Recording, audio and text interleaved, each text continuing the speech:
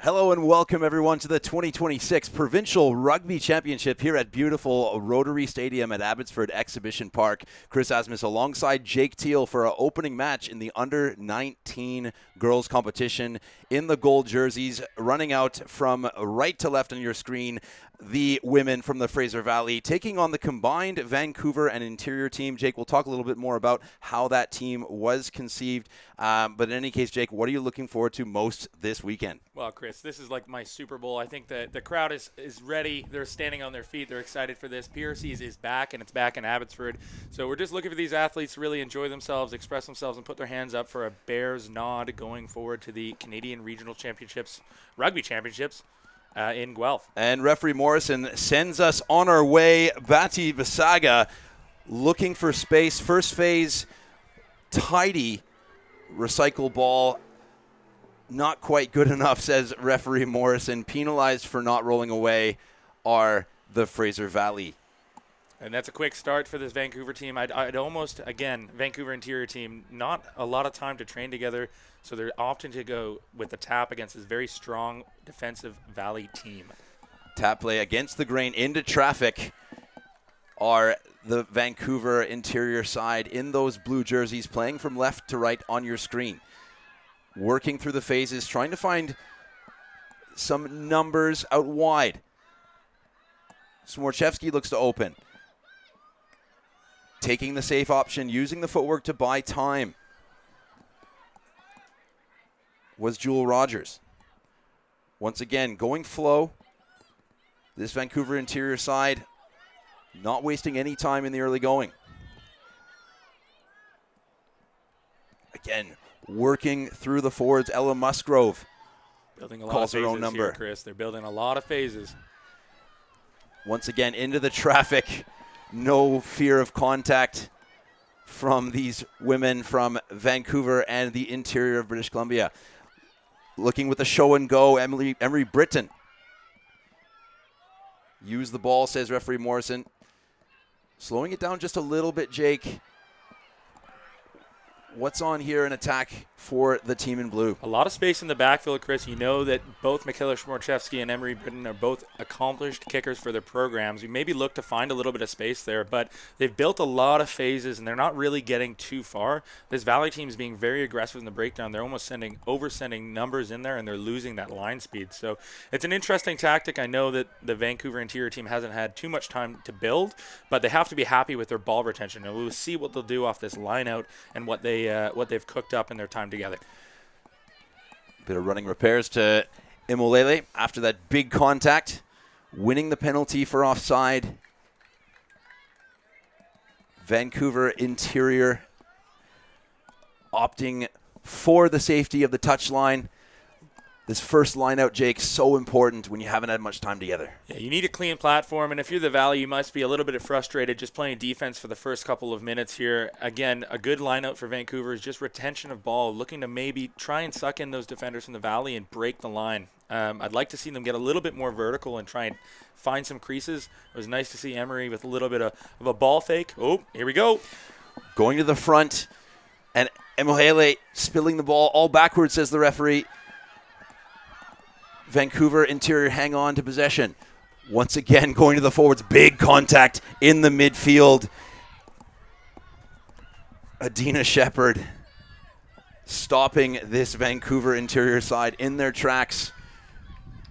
Not afraid of defending this Fraser Valley side in the gold jerseys. Simon Quinto, before the game, mentioned his team is looking forward to defending. They're looking forward to playing without the ball and winning those collisions, as we've just seen, playing with the scrum advantage. The Fraser Valley looking to go wide. Taking on defenders is Bloomfield. Getting rid of the ball quite nicely. Rizal finds a familiar target in Gettert. Ray Gettert over the gain line, up to halfway. First attack for the Fraser Valley. Looking promising here in the early going. Valance gets rid of one defender, still on her feet. Impressive leg drive from the inside center. Barking out instructions. Say, go the other way, says Cody Connolly on that left wing. Rizal finds Lucas Badibasaga. Once again, going flow. This Fraser Valley attack almost met in a crunching tackle. Good defensive shape so far from this Vancouver interior side, Jake.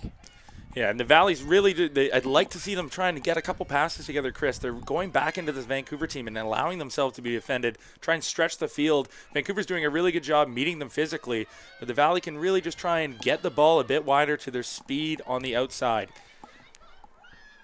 Well, so far, not much stoppages here in the early going. Both teams not shy of going through the phases. A bit isolated was Valence, but able to lay the ball back for her side. As Bloomfield, once again, with a carry, getting turned over in the contact area. That's Regan Lenton with the ball and winning the penalty, rewarded for that defensive stand. So that's an impressive little defensive stand there from Vancouver. Again, I think the Valley needs to look to try and play wider, Chris, and stretch this Vancouver team, but they're up for the challenge, and it's really impressive, the Vancouver interior group showing what kind of athletes they have on hand. Van Staveren going herself, a little bit isolated, but able to hang on to possession. This Wave side, again, not quite getting the combinations correctly and turning defense into attack. The Fraser Valley, the home region in this tournament. Over the 22, into the red zone, almost turned over once again, but able to, again, go through the phases. Lucas Berisaga shows and goes, tries to go with the basketball-style offload. Bounce pass goes to hand this time. Roselle, waiting for instructions, decides to go the other way. Spilling the ball, Sophie Weeks. And that's a big let off with that turnover in that red zone situation, Jake. Breathtaking amount of rugby being played, Chris. Not many stoppages, and both teams showing what they can do defensively. And I think as this game goes forward, it'll be interesting to see how do the Valley change their game plan to adjust to Vancouver Interior's defensive pressure around the breakdown. We know the Valley team is quite a strong group of ball runners. We might just need to change that point of attack and get a little bit wider, try and stretch this team out. But credit to the Vancouver Interior players. They are meeting the challenge, and they're winning they're winning the challenges, Chris. Well, first scrum of the game, very important area, as Coach Simon Quinto alluded before the tournament started.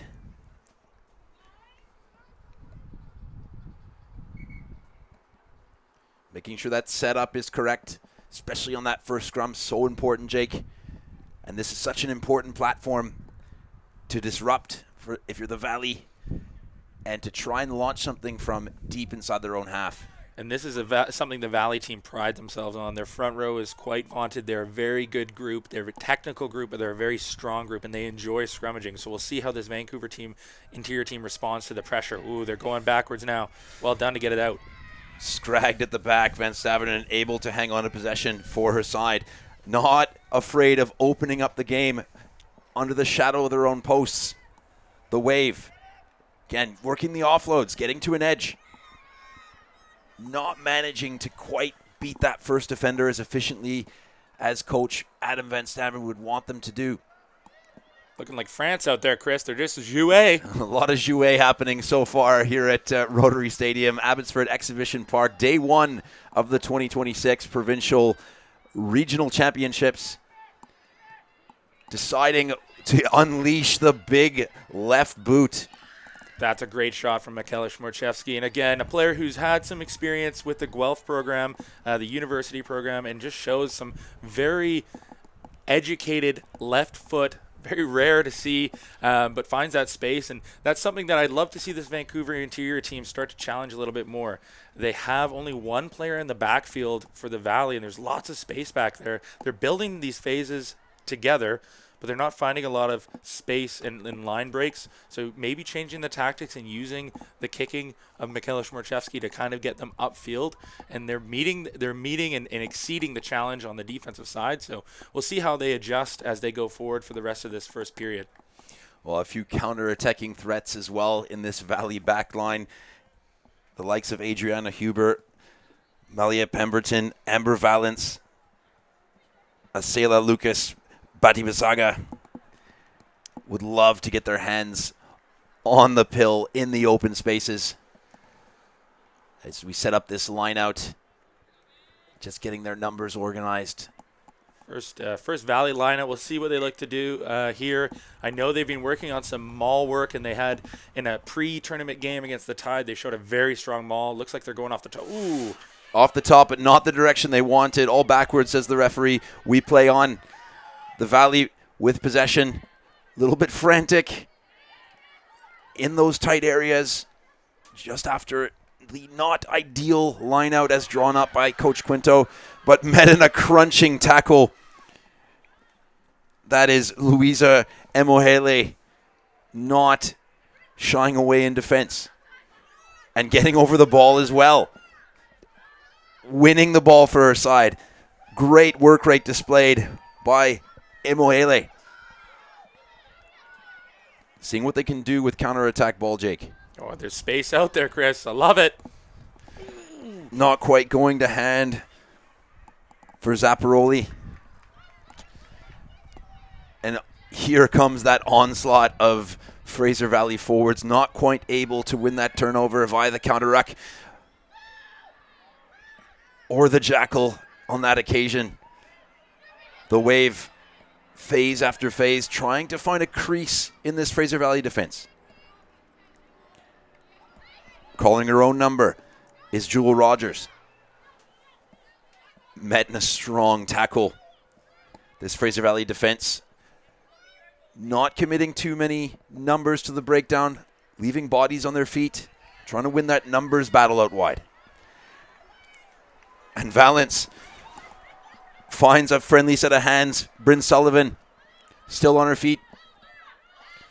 Roselle feeds the forwards once again. Oh, tip ball was on perhaps, but opting for the safety of contact.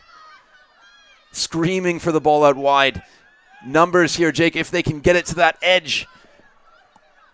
And finally with their hands on the ball, Malia Pemberton. Met well. Looks like the referee has the hand up, Chris. This Vancouver team is just over and over again meeting this Valley team physically and getting on the ball. I'd like to see these clear outs clear a little bit farther past so we can get clean platform for the Valley group.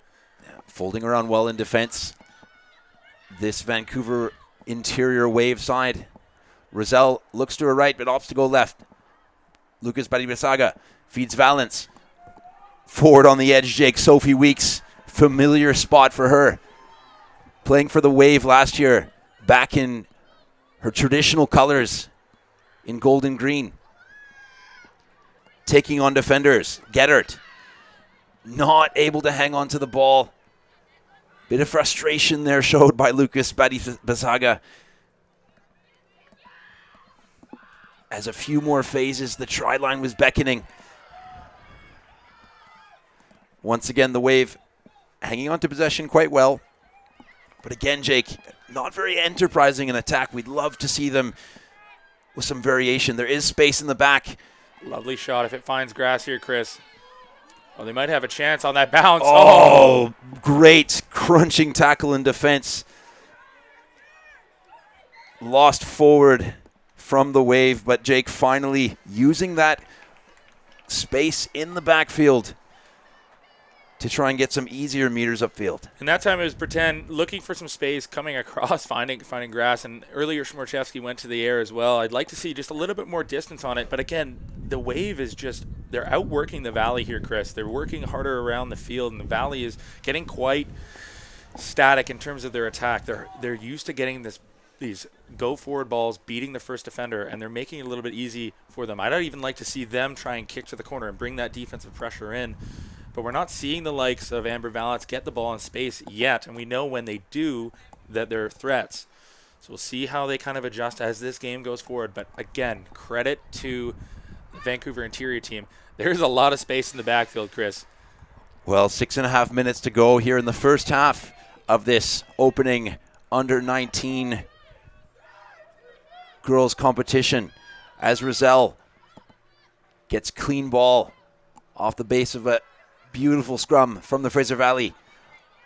Looking to draw in defenders and exploit the edge. Bryn Sullivan able to lay the ball back in a massive clean out in support as well. a little bit slow to the ball, allowing that wave defense to get numbers on their feet, playing with penalty advantage, however. Louisa Amahale is around the ball, on the ball, every chance she gets. She got all the way from the scrum on the 15-meter on the right side to the left side on the 15-meter to get and target that ball. They're doing a really good job of trying to slow this Valley team down. We'll see if they look to go to the maul here, Chris. I'd love to see a nice maul. We all love a nice maul, Jake, and here we are. What will this Fraser Valley team offer? Can they capitalize on that penalty? The Wave guilty of not rolling away. Referee Morrison letting the athletes do their thing, letting the players express themselves, but again, trying to reward that dominant side, whichever the field we may be on. It's been a physical game, as we've mentioned multiple times here. Both groups looking to just go through straight at each other. So we'll see who breaks first. And 5-player lineout disrupted, getting up into the air was Alexandra Lucas. A great carry. Over the gain line, trying to work towards that halfway line. Again, not opting to go to that cannon of a left foot from Smorchevsky. But looking for some space on the edge is Lily Bay. Back to the forwards once again. Musgrove not shying away from contact, winning that extra meter on the floor. So important, Jake, to get quick ball. And this is what the Wave coaches want. They just want to keep putting pressure on the Valley team, and they're doing it over and over, multiple phases. Building slowly, but not quite able to find the handle there. 4 minutes to go. Fraser Valley with a big opportunity here to right the wrongs of this first half. Big expectations for them. Some would say favorites for the under-19 title this year, but not the start that Coach Quinto drew up. No, and again, I'm sure they're going to be frustrated going in, but I think it's got to be a credit to this Vancouver Interior team for just shutting them down. And they've met them in the physical challenges as this game has progressed. So we'll see what Coach Quinto wants to do and what the adjustments they make. We'll see how this Vancouver Interior team handles the pressure as this builds. Both groups haven't been used to maybe playing in this format, a 20 and a 20. So we'll see how they adjust, and we know there are some big athletes, some strong rugby players on the bench for the Valley team as well as the Vancouver Interior team. Well, this Vancouver Interior team have to turn around after this game and meet a formidable Vancouver Island Crimson Tide team, as we see on the back pitches here at Exhibition Park in Abbotsford. The women in white starting to get loose for their game coming up later today, and wasting no time getting on the front foot is Pelche. Roselle digging for it. Once again, this Wave team disrupting, but illegally so, says the referee, not rolling away once again. Quick tap. They're getting the pace up here, Chris. They're starting to go a little faster. Feeling the pressure of the clock counting down on them. They want to come away with points. They need to come away with points. In this, the 4th visit to the 22. Nothing to show for it so far. Again, lovely tip option. Getting into the action. These Valley forwards surging towards the line. Again, simple pick and go option might be the play here. Again, not able to get the leg drop she would have wanted, but recovered, and barely any separation there, and no separation, says the referee, Adina Shepard, able to dot the ball down. Very, very tight grounding there, Jake, but there are the first 5 points of the day. Space Jam put down there. The arm is stretched out. She just makes it. Again, this all comes off the back of the scrum. Savannah Pelche with a pick and go, gets some front foot ball. They get the pace up. Another big carry from Pelche down. I like to see what the Valley's doing. They're changing where they're playing. Instead of going all the way to edge, they're looking up, seeing they have a mismatch, and playing back to Pelche in the hot hand, and then getting close to the try line. We know this Valley team loves a good old-fashioned pick and go. That's where they make their money. So a really good job executing We'll see how this Vancouver team comes out and responds as this first 20 comes to a close. Yeah, it looks like Roselle will strike this ball before this first half time expires. Roselle not the best strike. Picks up the tee, shakes it off, and looks to go again. Referee Morrison trying to hurry this Wave team back up to the line, saying there is time. We will play more rugby in this first half of the under-19 competition here at the 2026 Provincial Regional Championships here at Abbotsford Exhibition Park. Beautiful Rotary Stadium. Mountains in the backdrop here in the Fraser Valley. Picturesque, Chris. It's like a postcard. Why wouldn't you want to come here and play some rugby? Let me tell you. So excited for PRCs. Emery Britton get us back underway here. We'll see where they go, left or right. Well, Britton working on those kickoffs quite a bit yesterday on the training pitch. Goes to the air.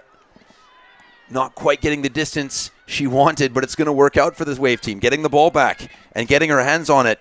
First to react was Jewel Rogers. But losing it forward on the ground. Halftime here at Rotary Stadium, Abbotsford Exhibition Park. No score so far, Jake. Gold will look to turn around. Wave, can they keep hanging on in defense? Yeah, and I think that's the story, really. We saw a lot of defense being played from both teams, some really physical collisions, and I think it showed how much both groups want this game. And I think, coming into it with the situation with the Vancouver Interior crew combining, it's a lot of pressure with them not getting as much run as this Valley group has, but it's been an incredible effort so far. They've stuck through it. So there's a couple people that have stuck out on both sides. Back rows have been very impressive. We've obviously seen Michaela Schmarczewski go to the boot, but it's been some great rugby, Chris, and I'm excited to see how they respond in the second 20. Well, second 20 coming up. 10-minute halftime to give the athletes the requisite rest. We have multiple games played across multiple days. So important for that recovery and player welfare. We will take a short break. We'll see you back here in just under 8 minutes' time. We ain't like them, never keep it real in the end, never leave crib for the ends. Me and that kid, we don't even need to pretend. Me and them boys, we ain't friends. We ain't like them, never keep it real in the end, never leave crib for the ends. Me and that kid, we don't even need to pretend. Me and them boys, we ain't friends. Never leave crib for the ends. Me and them boys, we ain't friends. Never leave crib for the ends. Me and them boys, we ain't friends.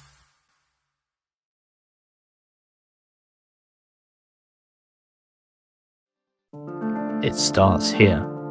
Precision in every detail. Focus locked. Trust your strike.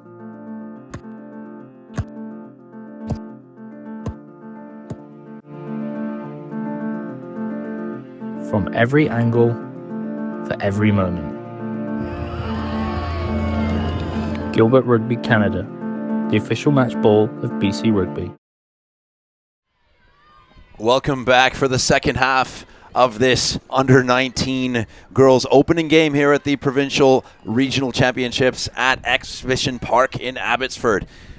The Valley, not the start they were looking for, only getting over the line one time through the left-handed put down by Adina Shepard and spilling the ball in contact this time, handing the Wave an opportunity to get back on the scoreboard.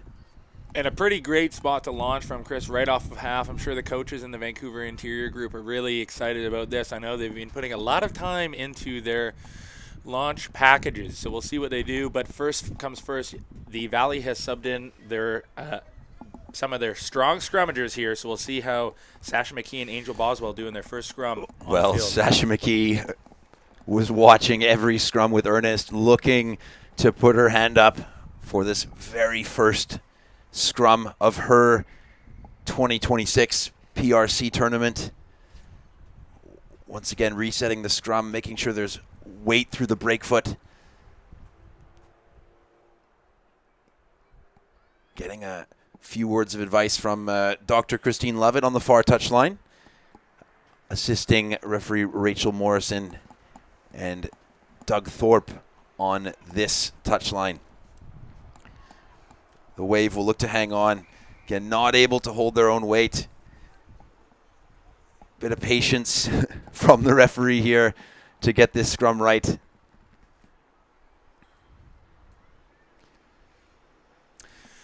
A lot of talk, Chris. For casuals like myself, I just say push harder.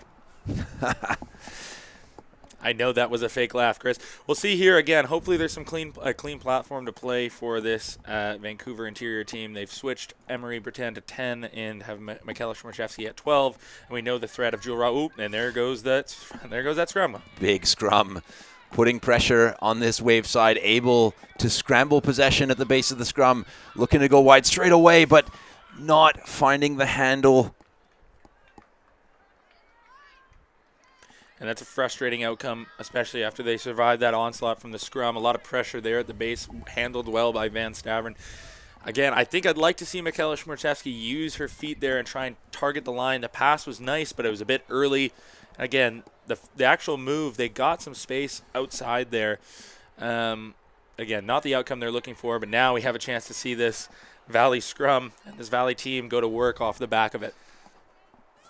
Well, they'll look to generate, and they are not afraid to scrummage for penalties, as demonstrated in the warm-up games by this formidable Fraser Valley pack.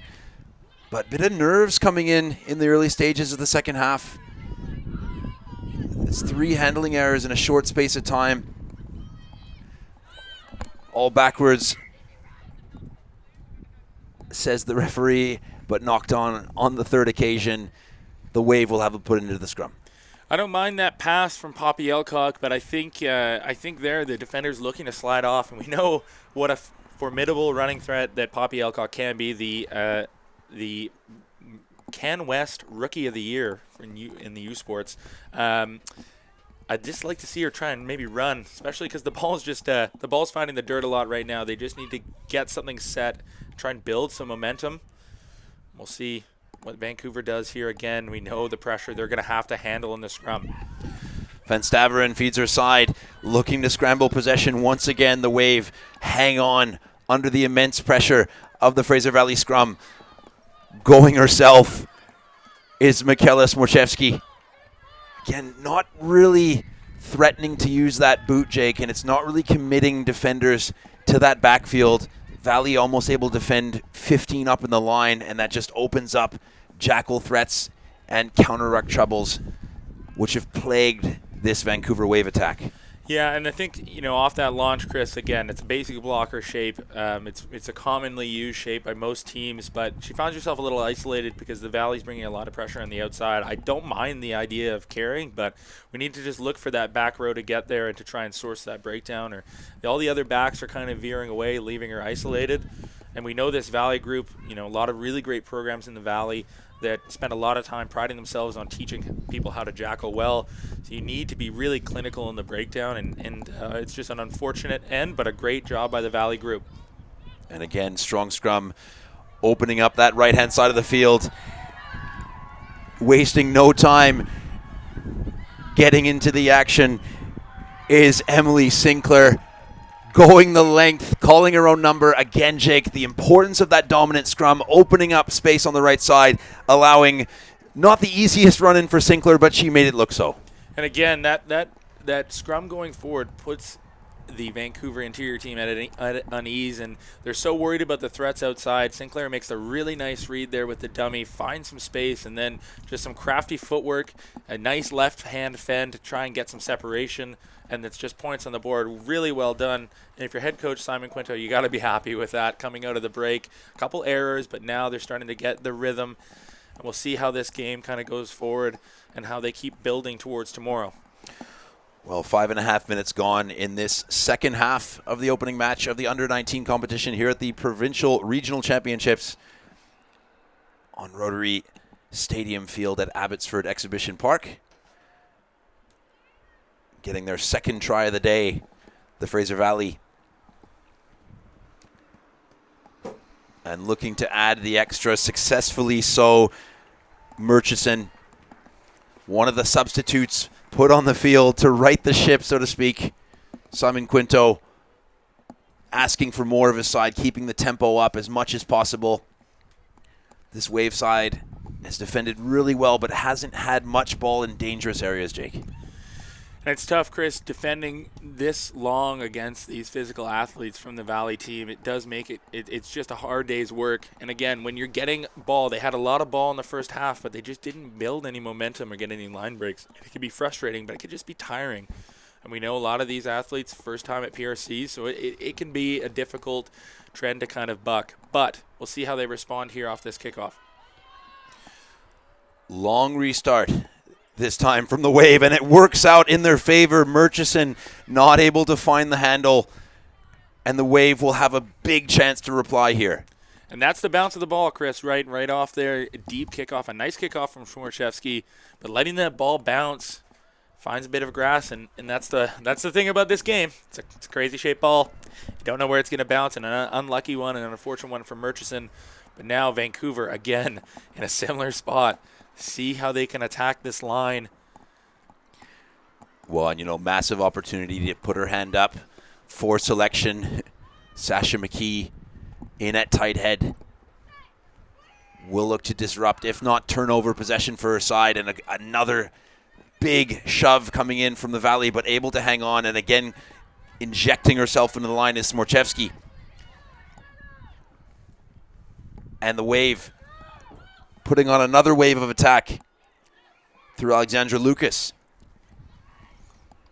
Slowing the ball down well are the Valley, but finding a gap right through the middle is Regan Lented. Try-time Wave. And that's well-deserved. Again, you can see how excited this Vancouver interior team is. And it's not being the easiest road to get here, but they are showing that they belong and they deserve this chance. And it's just all, again, it comes from Schmorchevsky. Maybe not the most conventional launch, Chris, but she sees the outside defender shooting. She sees a gap. She finds a little bit of a dummy and gets on the front foot, and then it's just a better source breakdown. They clear past, they find space, and then it's Lenton with the rugby IQ to get that ball and score it underneath, and now a chance for Britain to add some points, and they are back in this game. Back in the game indeed, 12 points to 5, looking to draw within one unconverted try. Emery Britton lines up the conversion from in front, able to knock it over. Vancouver up to 7 points now. Fraser Valley at 12. Jake, do we have a shift in momentum coming here? Well, you know what's been the tail of the game, Chris, is being kickoff. So the first thing that Vancouver's got to do, Vancouver Interior has to do, is secure this ball. And if they can keep this pressure on, then I can see this thing building and building and building. But this is a chance for these Valley athletes to show what they're made of. We know these kickoffs has been hard to handle. We haven't really seen the Valley team get much ball at all in the second half, except for the try from St. Clair. Katie Summers with the restart.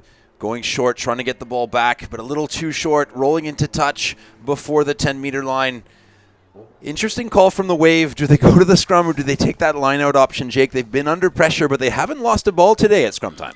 Yeah, they've done a good job. Van Stavern's been trapping the ball, especially it's not been the cleanest, but they've been able to survive the onslaught from Boswell and McKee.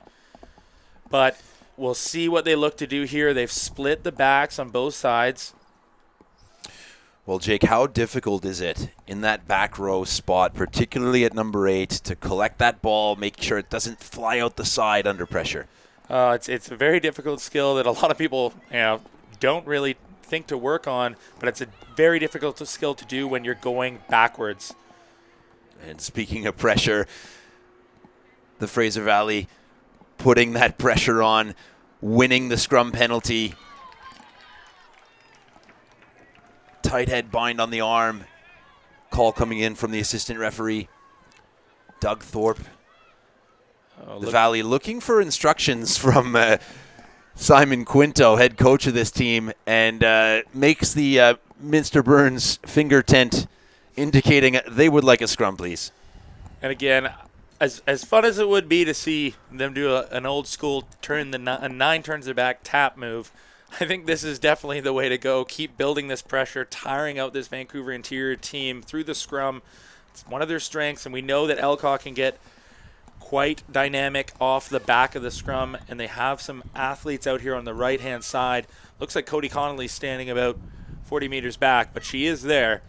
So they have the numbers. We'll see how they kind of build off this scrum. Big scrum once again in a familiar position when Emily Sinclair ran 60 meters to score her team's second try. Again, a bit frenetic in attack from the Fraser Valley, playing under penalty advantage now. And that's Claudia Valance calling her own number once again. Still penalty advantage on, indicates Rachel Morrison, our referee, trying to keep this game moving as much as she can. Going back to the penalty. High tackle, the decision. Tackle technique's been okay today, Jake, but again, super important for athletes to drop their height in the contact and avoid head contact as much as possible. And as you fatigue, those things, you know, that technique can kind of waver, but it is very important for the safety piece of these athletes to make sure they are doing it appropriately, and the referee has spotted it and identified it early. Off that launch, Chris, I would have liked a little bit more of a clean launch from this Valley group, and I think they've had a lot of opportunities, but building towards their battle tomorrow with the Tide team, you'd like to see them executing these opportunities a little bit more clean. Yeah, perhaps not the best touch finder of it, Sumners, but she does find the safety at the touchline. Will we see that famed Simon Quinto maul? It looks, I don't think Angel Boswell's playing scrum half, Chris. I think this might be a maul. Well, here we go. Boswell in that receiver position. Not much deception. Not straight. The decision from the referee. In Valance's defense, there was a bit of a headwind there, so again, it happens, but Vancouver interior is probably getting away with a little bit of luck there. Valley not getting that opportunity to build. Now we'll see what the Vancouver interior team can do off of their own ball here just outside the 22. Well, that scrum, a massive factor in the Waves' decision to go with the line out. This combined Vancouver interior side who have come together and are putting up a valiant effort so far, staying in the fight through the big tackle from Sasha McKee, doing what she does best. A bit high in contact are the Valley defenders, allowing the Wave to get a bit of front foot ball and going to the safety of the touchline. Reasonable clearance into the wind from Smorchevsky there.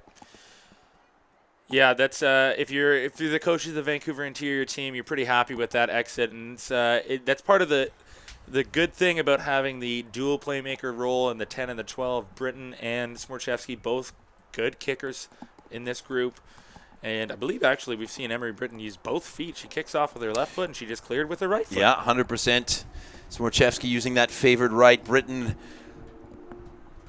not afraid to use both and not getting the throw right. But good enough, says the referee. Play on, and here comes the maul. Able to get in across the 22. Doing well to stay on their feet and not collapse the maul or the Wave. Forcing the Fraser Valley to use the backs. Going wide. Adriana Hubert releasing her teammate Cody Connolly. Try time. Fraser Valley back in the shape they want to be. And that's just a lot of pressure again. The maul doesn't get them going forward, but Vancouver interior having to commit a lot of bodies there. And then a well-drawn-up launch off the back of it gets the ball wide to Connolly, and she does the job to finish it off. And again, 4 minutes left, 17-7 right now the score before Murchison gets the opportunity to add the extras. And we'll see how this Vancouver interior group responds. But if you're head coach Simon Quinto, you're quite happy with that. Right, X's and O's right off the whiteboard, Chris.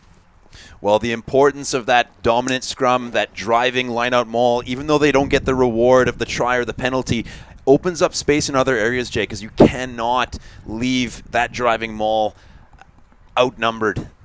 And it's tired legs, Chris. It's hard to defend them all. Even if it's not going forward, it's hard work to be in those scrums. So it's a good tactic, and it's showing this Vancouver interior team is valiant in their effort, and they're just starting to feel the pressure from this very strong forward pack of the Valley. Murchison not able to add the extras, restoring a more comfortable lead. Fraser Valley ahead of this Vancouver interior side, 17 points to 7.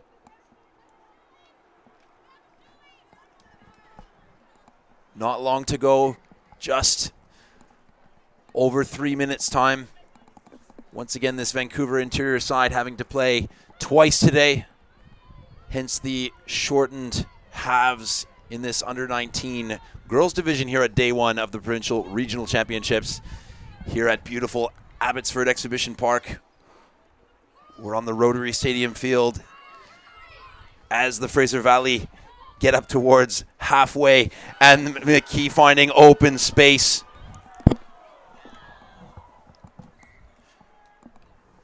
Angel Boswell not able to connect the dots and get the offload game going. Boswell and McKee, formidable effort so far at scrum time. You can see the grin from here, Chris. I think she was yeah, you got to love a prop in open space. Boswell, great line, hits it with pace, and a hard character to bring down. Unfortunate there, she couldn't connect with Valence to finish it off. But this Valley team, again, they're showing these opportunities they're creating. You just want to, if you're head coach Simon Quinto, as you build towards tomorrow's game, you just want a little bit more execution. Oof. Well, Boswell and McKee going to work there, putting pressure on that Vancouver interior scrum. Almost forcing the handling error, but able to hang on under pressure. The Wave trying to get something going in attack here. Not long to go. Under 2 minutes to play. They've got to score twice, Jake. Yeah. Oh. Massive shot coming in, and oh, you love it from Schmorzewski. Above the sternum with that upright tackle. Missing the head contact. She could have been in trouble there, Jake, for that tackle. Yeah, and again, that's a little bit of an issue there. We need to make sure that height gets dropped, and luckily both players come away unscathed, but you love to see Michaela Schmorzewski bop right back up, and I think that's what this Vancouver interior team needs to do. Just start to get this Valley team on the back foot and not wait for a perfect picture and try and create pressure using their feet and using the running game. But again, Sasha McKee has been playing some Monopoly. Get out of jail free card. Lucky to get away with that one, Chris, especially with the new tackle rules. Well, and it is new for these athletes, but not that new. The upright open field tackle, Jake, that is where that new contact height comes in, tackling below the base of the sternum, so getting athletes to target below the ball. But again, in those upright situations, if players are bent at the knees, bent at the hips, you can hit above the sternum because you've done everything that you've been required to do, just like we've been taught to tackle as kids. Yes.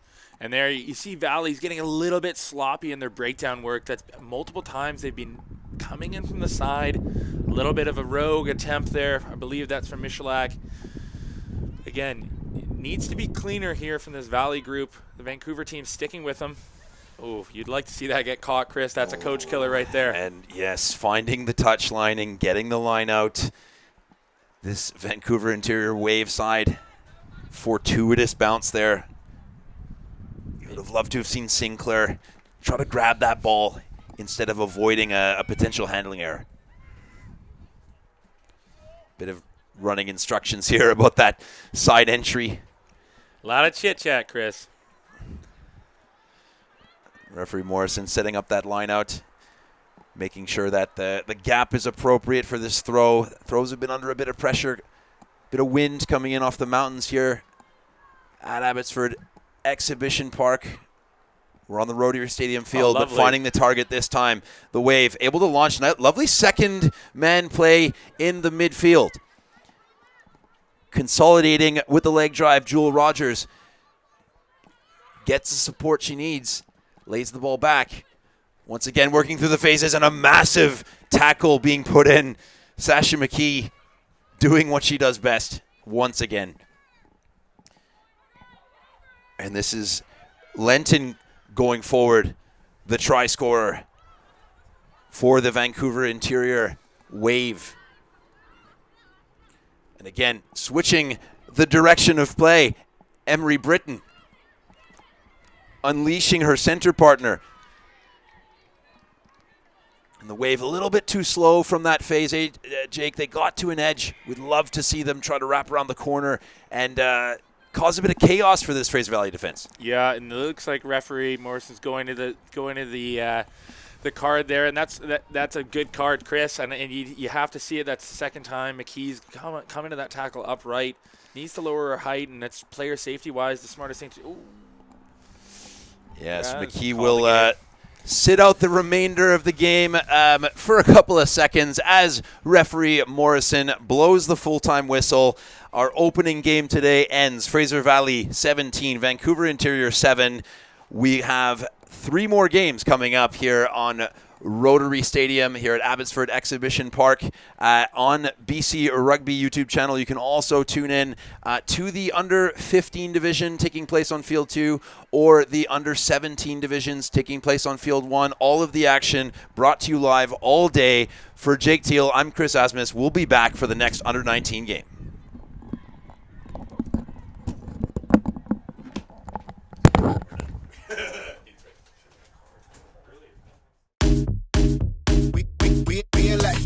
Never keep it real in the end. Never leave crib for the end. Me and that kid, we don't even need to pretend. Me and them boys, we ain't friends. We ain't like them. Never keep it real in the end. Never leave crib for the end. Me and that kid, we don't even need to pretend. Me and them boys, we ain't friends.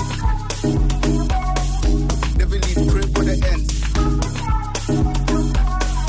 Me and them boys, we ain't friends. Never leave crib for the end. Me and them boys, we ain't friends.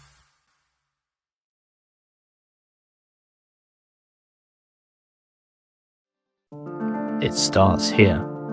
Precision in every detail. Focus locked. Trust your strike.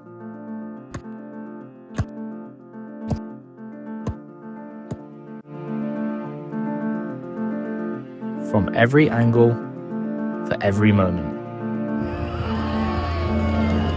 Gilbert Rugby Canada, the official match ball of BC Rugby. Welcome back to the 2026 Provincial Regional Championships here at beautiful Abbotsford Exhibition Park. We're on Rotary Stadium on BC Rugby YouTube channel all day. You can catch the action on the U17 and U15 fields as well on our YouTube main channel. And here we go. Referee Webster blows the whistle, gets us underway. The Crimson Tide in the white and light blue kit are running from right to left on your screen, with the Vancouver Interior side kit change from their last game.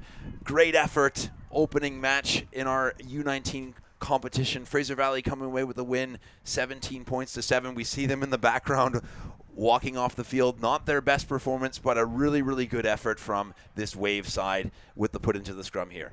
Yeah, the Vancouver Interior team was quite impressive on the defensive side. Anyway, we'll see how they kind of build through this, Chris. Again, it's hard to go back to back. They're basically playing an 80-minute game against 2 different squads, but we'll see how they continue to build. The concept of momentum might be at play. We'll see how they scrummage after a tough day against the Valley. Well, under a bit of pressure is that scrum, and turned over at the base by the Crimson Tide. Great work in that scrum. Something that the Valley wasn't able to do too much against this Vancouver Interior scrum. And again, double turnovers happening.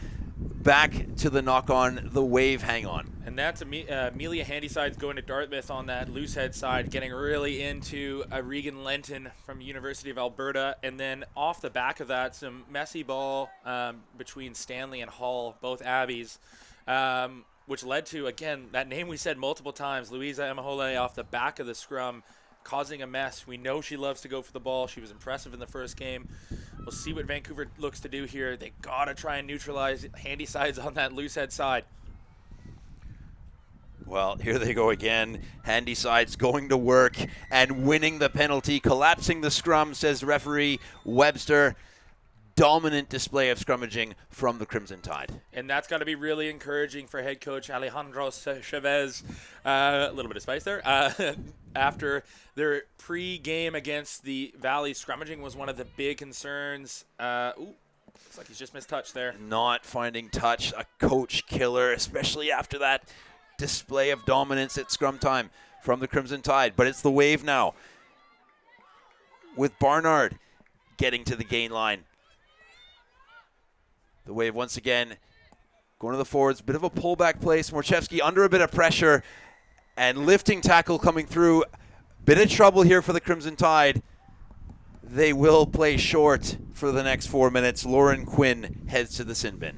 That's the second game Smorchevsky's gotten some illegal tackles down on there, Chris. And just going past the, I believe it's a parallel, Chris. What is it? It's the horizontal is the work, but the lift is the key.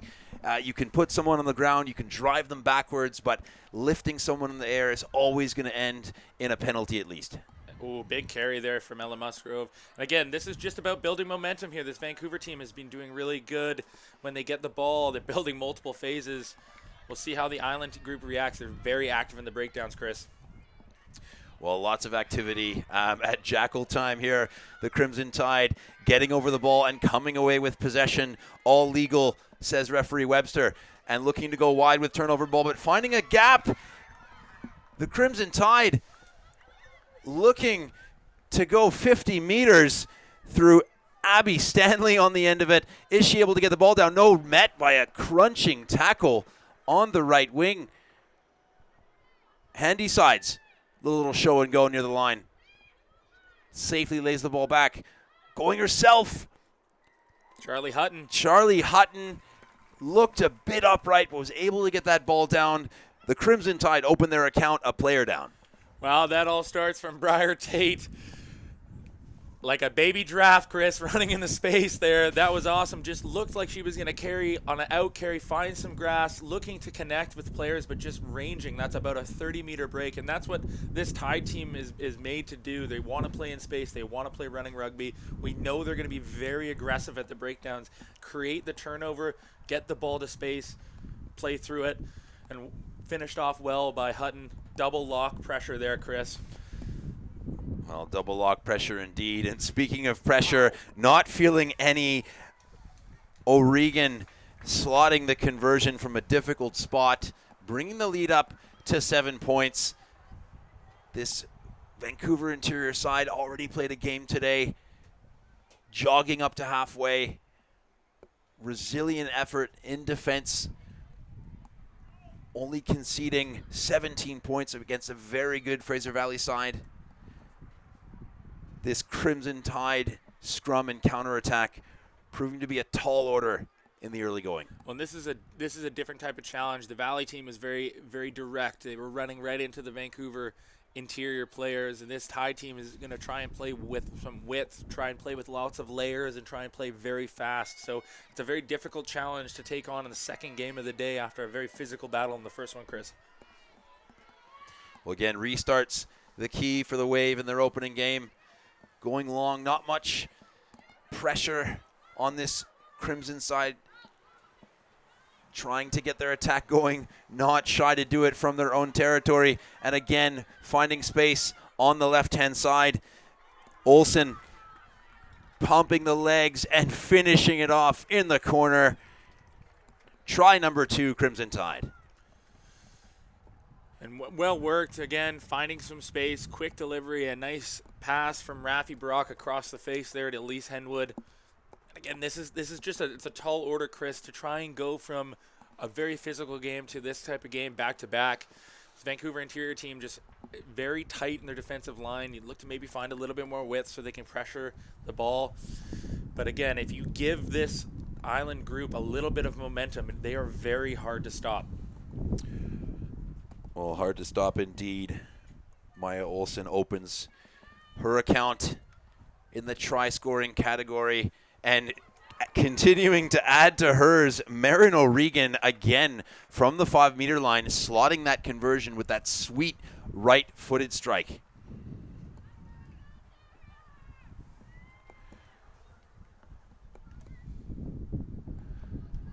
The Wave looking to reply. Trying to get something going in this game. 14-0 the score so far. 7 minutes gone. Shaping for that shorter restart option, trying to get their hands on the ball on the right side of halfway. If you're supporting the Vancouver interior side, the Crimson Tide once again stretching the legs, getting that so important first phase carry. Gain line plus 10 meters. And again, speaking of gain line, once again, the Tide finding it. This is opening up holes left and right, options to run. And it looks to be some concern in back play. Referee Webster stops the game as the athletic therapist look to be concerned for Imahole. It was in the breakdown there between, I believe, one of the Tide players and Imahole. A little bit of counteract, a little bit of extras, twisted out, caught up. Looks like the touch judge has his flag up. Well, it might have been a crock roll in the background. Assistant referee Andrew Owen giving the information to referee Jack Webster. Yeah, it looks like we are talking about a dangerous clean out. Just whether or not the severity of landing on the lower limbs in that very dangerous crock roll clean out, Jake, which has been made illegal since 2023. Again, that clamp on the upper body and that collapse on the lower limbs, so dangerous. And referee Webster will issue the decision.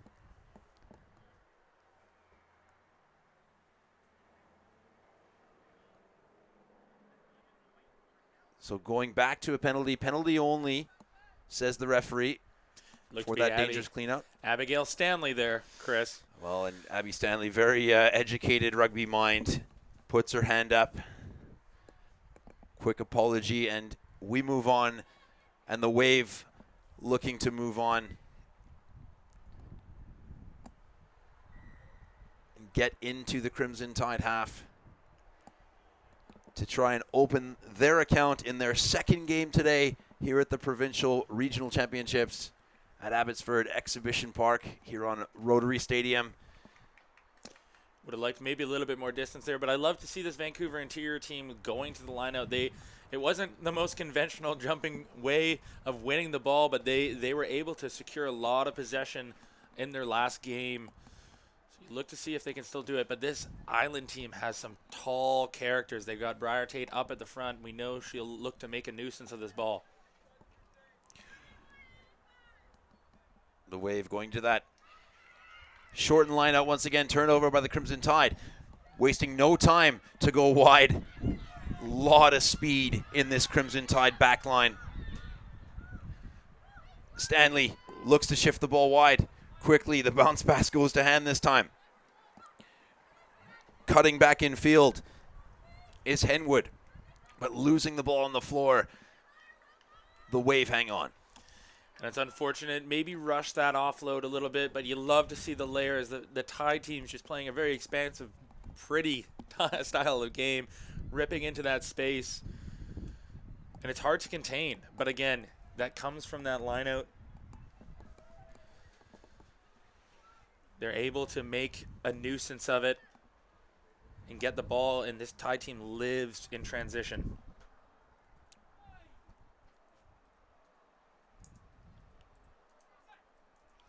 And scrum time once again. Going to work is Handy Sides. Not quite getting the reward they were after. Reset is the call from the referee. Again, Handy Sides really going at Lenton in that scrum. Look to see, oh, there's going to be a sub coming in here. And a few changes coming on, going to those tactical interchanges early. Brandwood, Morton, and Gwen Lily Jones onto the park. Well, bit of an interesting choice, especially when the scrum was going so well, to bring them on at scrum time. But we'll see what they can say for their abilities, as Amelia Handysides has already demonstrated almost picture-perfect loose head technique for this Crimson side forward pack. And the Wave, much improvement, able to win the battle on their loose head side, on that left-hand side of their scrum. And Smorchevsky, again with the carry into the line, not really looking to show kick or show pass. So this very educated Crimson Tide defense able to read her lines from that number 10 spot. And the Wave, again, trying to find any creases they can, Jake, but not really much deception being offered to this Crimson Tide defensive line. Again, there's a couple really good individual defenders across this team here with the Tide group. Some very experienced players, and you need a little bit of footwork or something else. And again, off of a launch play, you get the scrum, you get the clean ball, and the loop is just, it's not really changing anything. And you'd be disappointed with that, not finding touch. Well, not finding touch, indeed, and able to scramble possession was Maya Olsen. Bullet from the base from Abby Hall. Again, that left-hand pass, quite impressive. And there's Abigail Stanley. Speaking of impressive, long placement, and again, spilling the ball. Not under much pressure. Frustration coming in a little bit to this Crimson Tide side. Able to have the lion's share of possession and territory, but not quite as many points as they would like at this stage. And it's an uncharacteristic drop there from Rafi Brock. You might have seen that space, but that all, again, that comes there. Just playing with a different type of width to this Valley team. They're trying to play faster than the Valley team did against the Vancouver Wave, and they're finding a little bit more joy in their launches and their open field play. It's hard to keep in front. You can see it in their technique and passing. Some really good skills on display. Here's another really good opportunity for Vancouver, though. They need to get the ball out quick. The Vancouver interior side coming together in a short space of time, putting up a valiant effort this morning in their first game of the day. They'll play twice today. This is their second.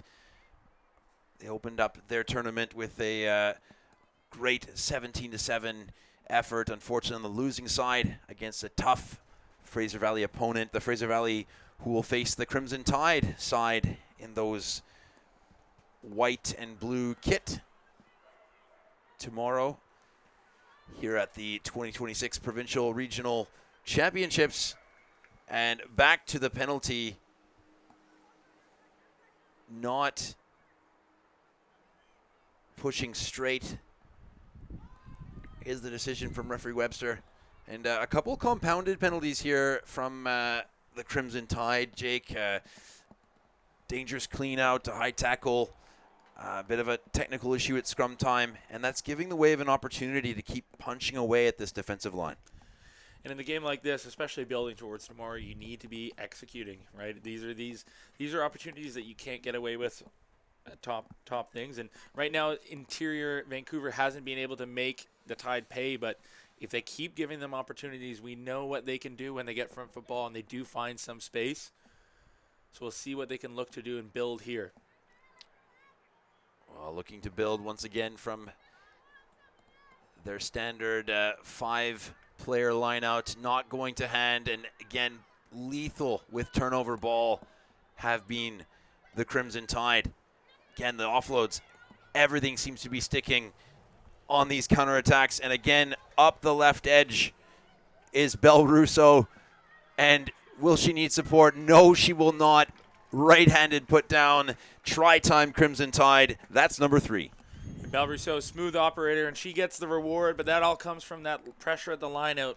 Tide has some tall characters getting up, disrupting it, getting the ball. And then they're just able to feast in transition, Chris. This is something that's seemingly going to be a theme on any type of turnover ball. They're able to find space and create these opportunities. And a team like Vancouver Interior, who's already had to play and had this challenge, now having to come and play against the pace of this Tide team, it's a very tall task indeed. But well done by Rousseau to straighten up, beat 2 defenders. She still had some work to do to finish it off, but well done. As we still have lots of rugby to play here, Chris, and more subs are on the field. Well, working those interchanges as much as possible. Lots of rugby played over 2 days, a short space of time, as 4 regional sides come together here at the 2026 Provincial Regional Championships. Marion O'Regan not able to add the extras this time, but a really impressive right foot strike from her preferred side on the left-hand side of the field. Leaves the score at Crimson Tide 19. The Vancouver Interior side yet to score in their second game of the day. Again, getting up to halfway, and they need to get their hands on the ball. They need something in the closing minutes of this first half. The under-19s today playing at the shortened version of the game, two 20-minute periods, to give the ample amount of rest as the Vancouver Interior side plays 2 games, and the Crimson Tide once again over halfway, not finding the handle. But the speed out wide, Jake, from these wingers, Lily McCluskey, Maya Olsen, has been nothing but threatening. And that's Marion O'Regan there, just finding a crease, stepping back across her left foot. She's got some reps this year for UVic with their sevens program. Her sister has been a part of I believe the Next Gen Canada group and UVic for many years, and I know the UVic staff are really excited about her. She's usually a fullback covering at 10, but you see that just the change of direction, find space, looking to find a pass, but it's just there's so many threats across this back line, across this team, Chris, and it's really hard to defend. Well, and taking their turn to play some defense, the Tide not quite able to get that scrum engagement the way they wanted, the way they opened the game at scrum time with Amelia Handysides doing her thing, getting her side moving forward at scrum time, putting pressure on this Vancouver Interior side. A few instructions from referee Webster, and here we go. The Wave, numbers stacked to the right-hand side of the field. Lots of room to run one of their signature moves. Trying to find a seam on the edge, and side entry the decision from referee Webster. Not able to get there in time was Zapparoli, and wasting no time for the Crimson Tide with the quick tap. But again, the handling error coming in, Jake, it's slowed down their momentum quite a bit. Yeah, and you could argue there maybe taking a simpler choice, and I'd love to see them go to the line out, kick to the corner, but that's not really fitting their MO, Chris. And I think that, even though that doesn't go to hand, that's quite an ambitious pass, and that's the type of stuff you're trying to see here from Marion O'Regan. She sees the space, and the execution's not there, but it's live or die in transition for this Tide team, and you kind of have to fall on the sword a little bit, but some exciting stuff to watch for us. I'm sure frustrating to coach, Chris. Indeed, and the Wave doing a bit better at scrum time than they were in the early going. Scrambling possession once again. Smorchevsky looks to run the switch move with Emery Britton. Once again, that familiar combination at 10-12. Smorchevsky goes herself, the Guelph product, formerly of Capilano Rugby Club on the North Shore of Metro Vancouver. We are, of course, in the Fraser Valley in Abbotsford at Abbotsford Exhibition Park in game number 2 of the Under-19 division. On the main deck here at Rotary Stadium, and deciding to go wide. Britain, maybe not the execution, but that does bring up halftime. We will be back after a few messages from our sponsors. Welcome back to the second half of this second under-19 game at the Provincial Regional Championships here at Abbotsford Exhibition Park. We're on Rotary Stadium.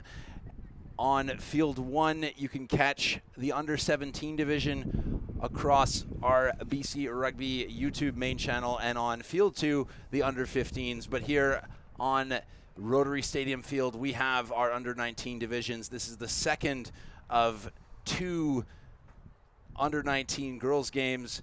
Crimson Tide will look to send us off in the second half, kicking from left to right on your screen in those white kits.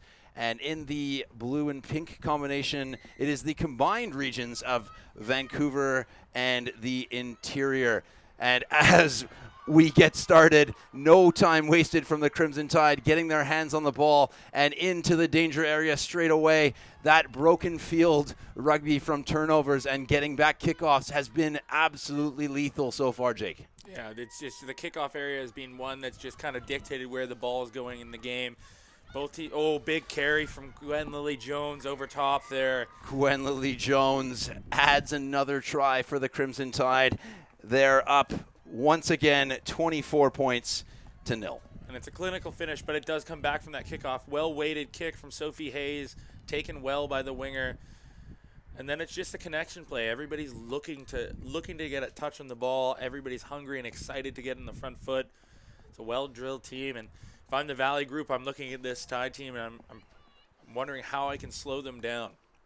Yeah, in our first game in the under-19 competition this morning, the Fraser Valley coming out with a rather narrow victory, 17 points to 7 over this combined Vancouver interior side. We are playing 20-minute halves due to that multiple game setup for the combined regions of Vancouver and the interior. And unable to add the extras this time. The lead remains 24 points to 0 for the Crimson Tide, scoring what potentially is the quickest try we've seen in the second half, 35 seconds, and finding pay dirt. See how the Wave team, the interior Vancouver team responds. A high kick, maybe trying to be contestable. A little bit too long to put any pressure on this very skilled Vancouver Island Crimson Tide side. Big tackle coming in from the Wave. Bending but not breaking in defense, and smashing their opposite into touch, winning the line-out throw. Yeah, big collision coming there. But again, looking at that Tide team trying to stretch down the edge. They get a little bit isolated and just met well. You can never question the grit and determination of this Vancouver and interior team. They are keeping level with this pretty good Tide team. Yeah, unconventional line-out win, but a line-out win nonetheless for the Wave. Spilling the ball in contact, however, the Crimson Tide will have an excellent attacking platform from this scrum. We'll see what they look to do. They've moved some people around in the back line, but lots of threats all across the field. See if they can continue this scrum dominance they showed in the first half. Yeah, quite a bit of speed on the field here for this Crimson Tide back line. A couple changes at halftime. Kira Mossman on the right wing, replacing Lily McCluskey. Dominant surge once again from the Crimson Tide scrum, leaving lots of options for this back line to get their feet moving. And on the edge, Mossman gets her hands on the ball, pins her ears back.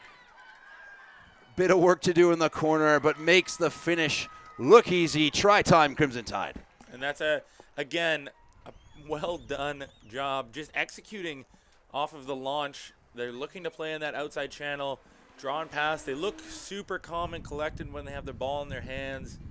All of this Tide group, and I think that's the big thing, is that all these guys can stretch the ball, throw the pill around, they'd say, Chris. And the ball is zipping around down there, and they're getting rewarded for it with Mossman with a nice physical finish in the corner. Well, 4 minutes gone in this second half. Bit of a change in kicker for the Crimson Tide. Sophie Hayes putting her hand up. And bringing out the T, Marin O'Regan, formidable goal kicker herself. Bit of water on the go for Hayes, and back to halfway. Not able to add the extras this time, but a healthy lead for the Crimson Tide. 5 minutes gone in this second half. And if you're this Vancouver interior group, you really just want to get the ball in your hands and show what you can do and play a little bit of rugby here. They haven't had many opportunities to play in the second half, and obviously this game probably a little out of reach with the timeline we're on, but they can still show some attacking flair. They just need to get their hands on the ball, but the Tide is just executing every opportunity they get. The big left-footed restart from Smorchevsky, trying to get some territory, which has been dominated for most of the game by the Vancouver Island Crimson Tide. Bit of space here on the left edge, created through the leg drive from the Crimson Tide. Carry after carry, getting over the game line, making things easy for those support runners. Not quite an easy ball to deal with that time, but well handled. And again, getting her hands on the ball, Kira Mossman. Pinning the ears back. Looking to get the left-hand fin going, and does. Not quite getting the separation, and the desperate offload thrown in field. Not the worst play, Jake, because the Wave might have their hands on the ball, but they're under pressure, and they're turned over. Oh, and unlucky right through the hands there. Picked up well by, and this game is just blistering pace right now from the Tide team. Well, referee Webster doing well to keep the game going all backwards. The call from the referee. Again, big carry coming in from Sophie Hayes, and finding a bit of space, a bit of footwork will do. Crimson Tide with the quick try. Haley Carroll. Finish, and that's all through credit to this Tide team. They are just stretching the Vancouver interior group, and they're getting them they're so worried about having to cover all the way across the field that they're opening up these little gaps for people to try and snipe through. Haley Carroll, some good footwork. Thought she had her on the first move, Chris, and then she hit her with about 4 more. Playing Madden, she's hitting circle a couple times. If you don't have Haley Carroll on your bingo card, you haven't done your research, folks. It's been an electric start for this Crimson Tide side in this second half. Just 7 minutes gone. The try tally increases, as does the scoreboard. Ticks over with Harvard University product Sophie Hayes slotting the conversion.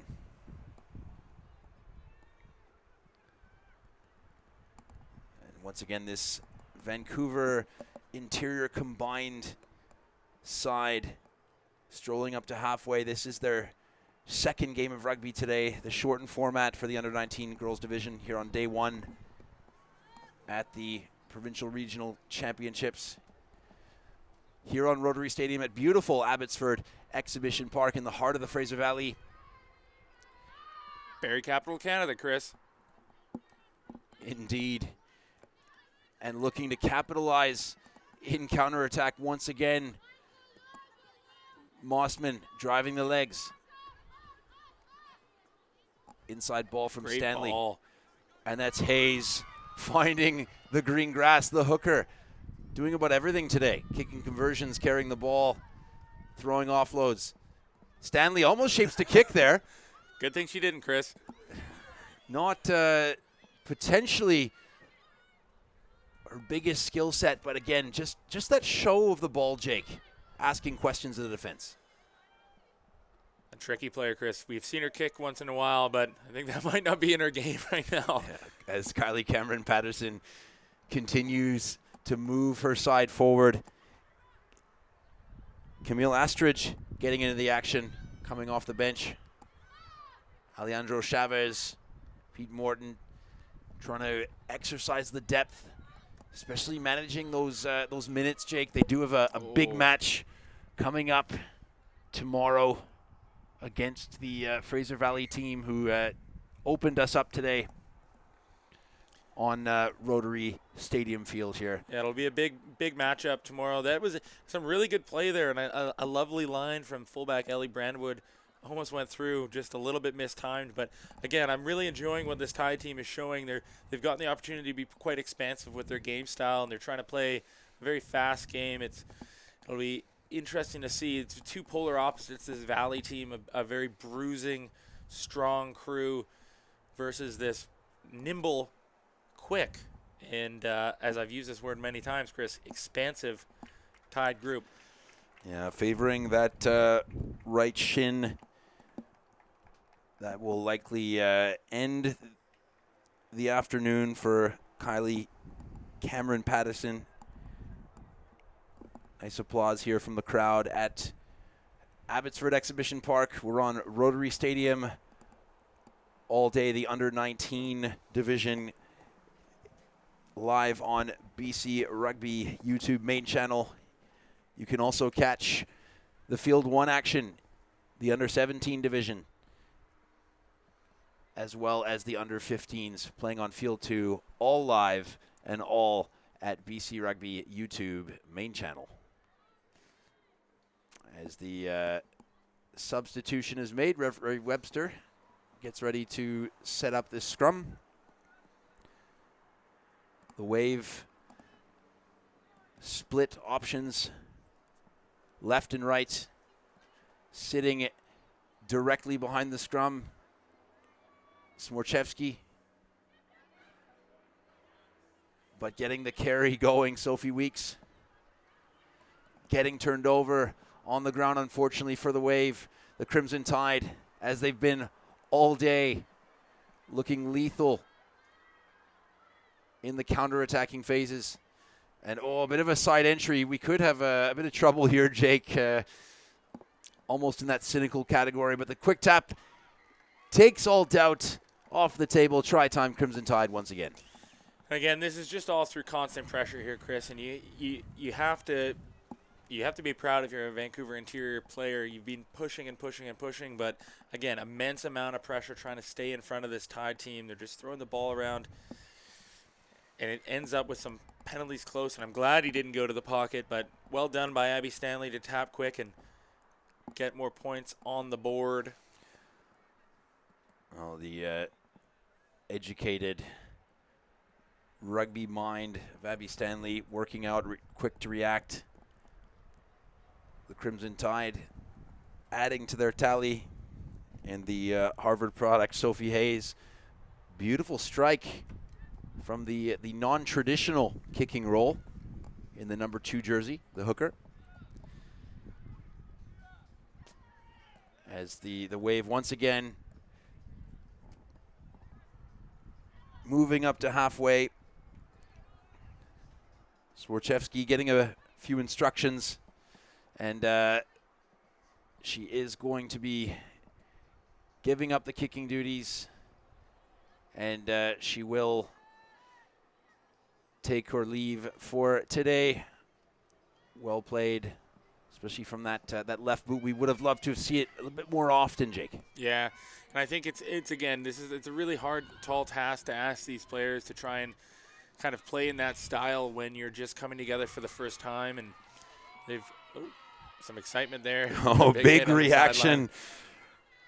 Louisa Emohele, good to see she's okay. Took a knock a little bit earlier in the day, and doing what she does, dominating the contact, winning the turnover through the tackle into touch. But again, yeah, Chris, I think it probably would have behooved this Vancouver interior team to use the boot more often. They were finding a lot of success in trying to use it, but like I said, shortened preparation schedule. They've done a really good job of trying to put pressure on these two teams, the Valley and the Tide, that have had a lot of time to really prepare.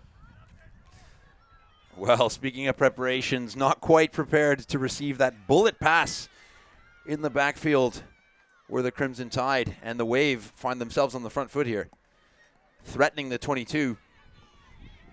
And a few too many numbers committed to that breakdown, perhaps, as the Wave attack the right-hand side of the field. looking to switch the direction of play.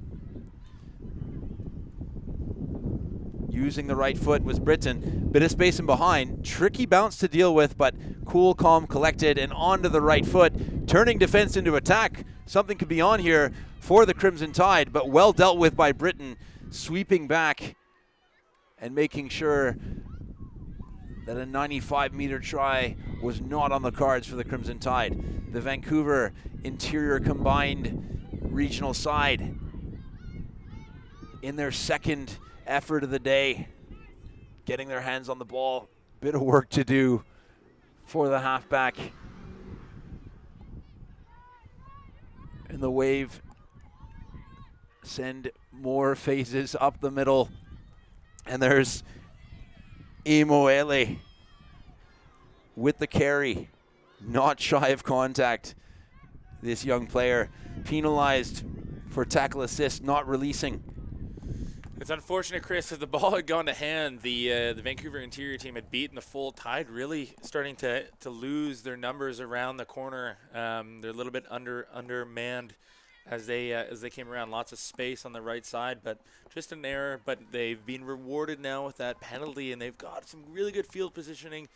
The last couple lineouts have been a little bit of a struggle with the Tide's taller players getting up and making a nuisance of themselves. Hopefully they can execute here, Chris. Well, line-out throwing has been a difficult task with the wind swirling here in the Fraser Valley at Abbotsford Exhibition Park. We're on Rotary Stadium. And especially standing next to the person responsible for selecting the under-19 BC Bears team. Quite a difficult skill to target and to sharpen is that line-out throw. Yeah, and I think it's one of those things that a lot of people think is quite easy. It's a skill that requires a lot of maintenance and a lot of time spent on it. And it takes years to kind of develop, but it's something that we would obviously really focus on because it's one of the easiest things to build a really positive attacking platform off. So as we're watching, we're hoping to see it, be a little bit cleaned up. But again, as you mentioned, lots of wind. So how do you adjust to that, and how do you win the ball? Because that is the point of the line out, especially if you're not hitting in the back. Can you adjust and make that read? Those are all skills that players gain with years of experience and wisdom. Hopefully it cleans up tomorrow. Well, speaking of cleaning up, beautiful Jackal sweeping up possession. Sophie Hayes showing her arsenal of skills. Big counter ruck coming through after the turnover, but to no avail as the Crimson Tide look to launch another counterattack, finding some space on the blind side. Mossman once again getting a left-hand fend going. Leg drive up to the 10-meter line now. Again, running through the passing lane was Sophie Weeks, but referee Webster says play on. The Crimson Tide, again, working the phases. This wave side jig now is very compressed in defense. There's lots of space on the left-hand side. Oh, and that's unfortunate. This Tide team spent a lot of time trying to build that up.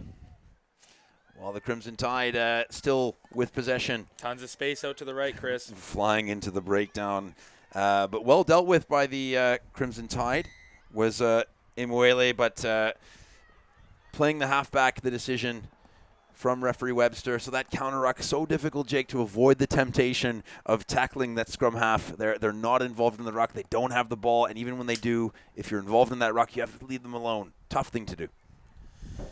Yeah, Chris, and I think as you get frustrated and you're trying to slow the ball down, you're searching for ways to slow this Tide team down. You target that breakdown using the counter ruck, but then, again, like you're saying, it's a shiny object. You just want to grab it. The scrum half getting in there and resisting that temptation to play them, and it's hard.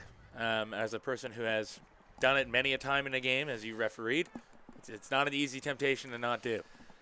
Well, Jake, as someone who maybe has shortened a few games that you've played on this field itself, I can empathize. As the Crimson Tide lock and load this scrum, it does go down on the loose head side for the Wave, but play on is the call from the referee. The Crimson Tide up to the 22 now. looking to get speed of phase going. No knock-on, says referee Webster, and nothing but green grass in front of Abigail Hall. Try-time Crimson Tide. And that's a pretty nice reward for Abby Hall. She's had quite a good game. We've been really impressed with her pass off the break, but she's managed it really well there. And again, maybe a little bit of a miss on a knock-on, Chris. Who am I to say? But she sees the space open up on that backside and snaps back and is able to beat that fullback with a little bit of physicality. You love to see it from a scrum half.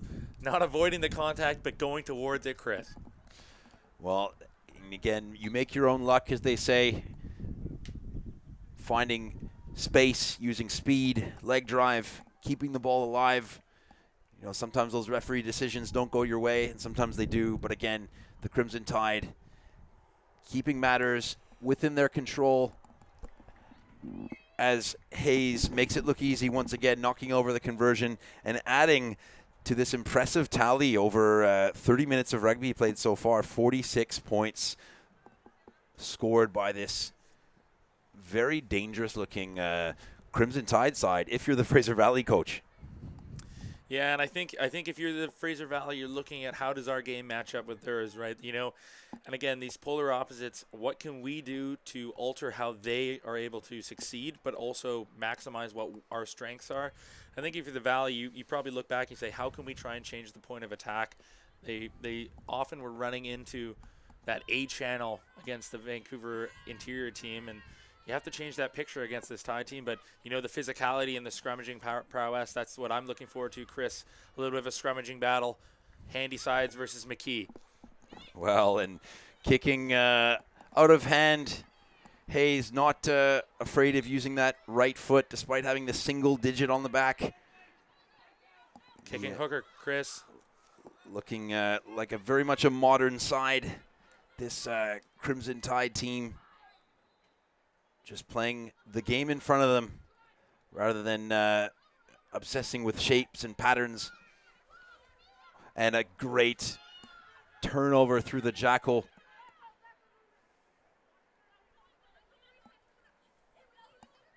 As the Crimson Tide work their way up to halfway. Rousseau looks to lay the ball back for a side. Aggressive effort in the counter ruck from Imolele. And it looks to be turned over, but illegally so. Side entry, the decision from Jack Webster. I'd love to see a line out here, Chris. I don't think we've seen a Tide line out. Nope. And that's enough, says Sophie Hayes, tapping and kicking the ball over the touchline to put a cap on this brilliant 46-point effort from the Vancouver Island Crimson Tide. Massive, not commiserations, Jake, but congratulations to this Vancouver interior side playing 2 games of rugby against 2 difficult opponents. Obviously coming together in a very short space of time. You know, in defense, their first game, the face count was over 20 multiple times. They weren't staying on the ground. They were getting back on their feet, getting back in the fight, and they could be very, very proud of what they demonstrated today, and hopefully a few of them putting their hand up for present company selectors. Yeah, definitely. I was really impressed with the team-wide effort on that, Chris.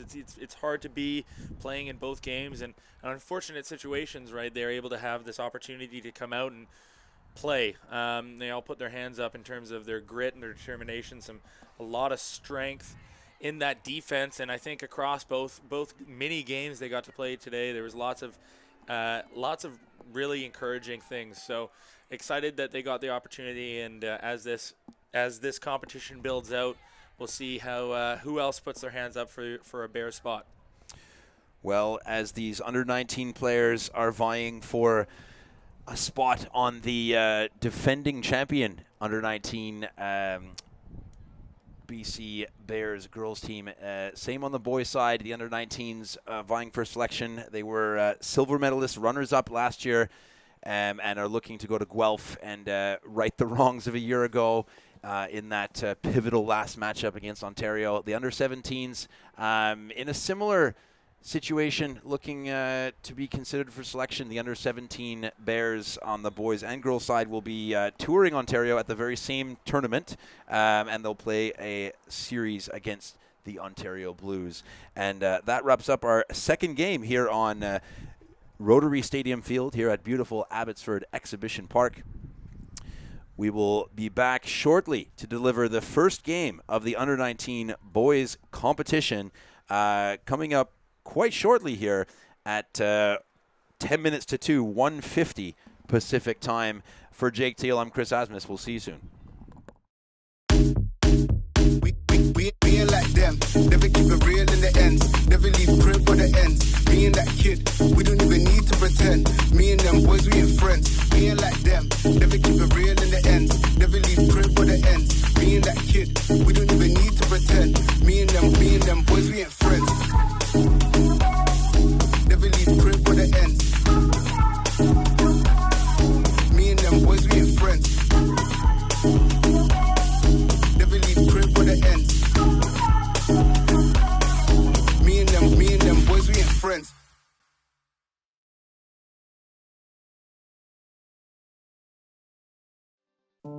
It starts here. Precision in every detail. Focus locked. Trust your strike.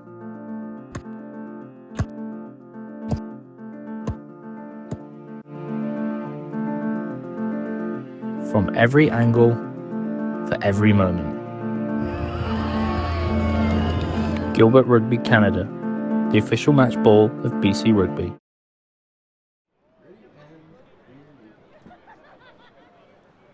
Welcome back to Abbotsford Exhibition Park here at the Provincial Regional Championships in the Fraser Valley, the host region this year. Just about to kick off the first of two under-19 boys games for today. This is semifinal number one, poised to kick off in the blue kit, playing from left to right on your screen, the Vancouver Wave, and in their traditional crimson jerseys, the Crimson Tide from Vancouver Island, playing from right to left on your screen. Referee Thorpe does his final checks, blows the whistle, and here we go, Chris Asmus with Jake Teal on a beautiful Saturday in Abbotsford. As the Crimson Tide try to get organized, but under quite a bit of pressure, chucking the ball about inside their own 22. Simroy John in the unfamiliar number 8 jersey with his first carry of the day. The Crimson Tide look to consolidate. Looks like they're shaping for an exit here. They'll go through 10. Jack Driscoll with a kick there. Driscoll not finding the safety of the touchline. Able to connect rather quickly, though, is this Crimson Tide defensive line. Simroy John getting over the ball, looking for that first turnover on his account at the PRCs. The Wave with their first opportunity, marching deeper into the Crimson Tide territory. Flat ball taken by Sam Powley. And Finn Clark looks to threaten the line a little bit himself with that late pass. Probably not the option for William Houle,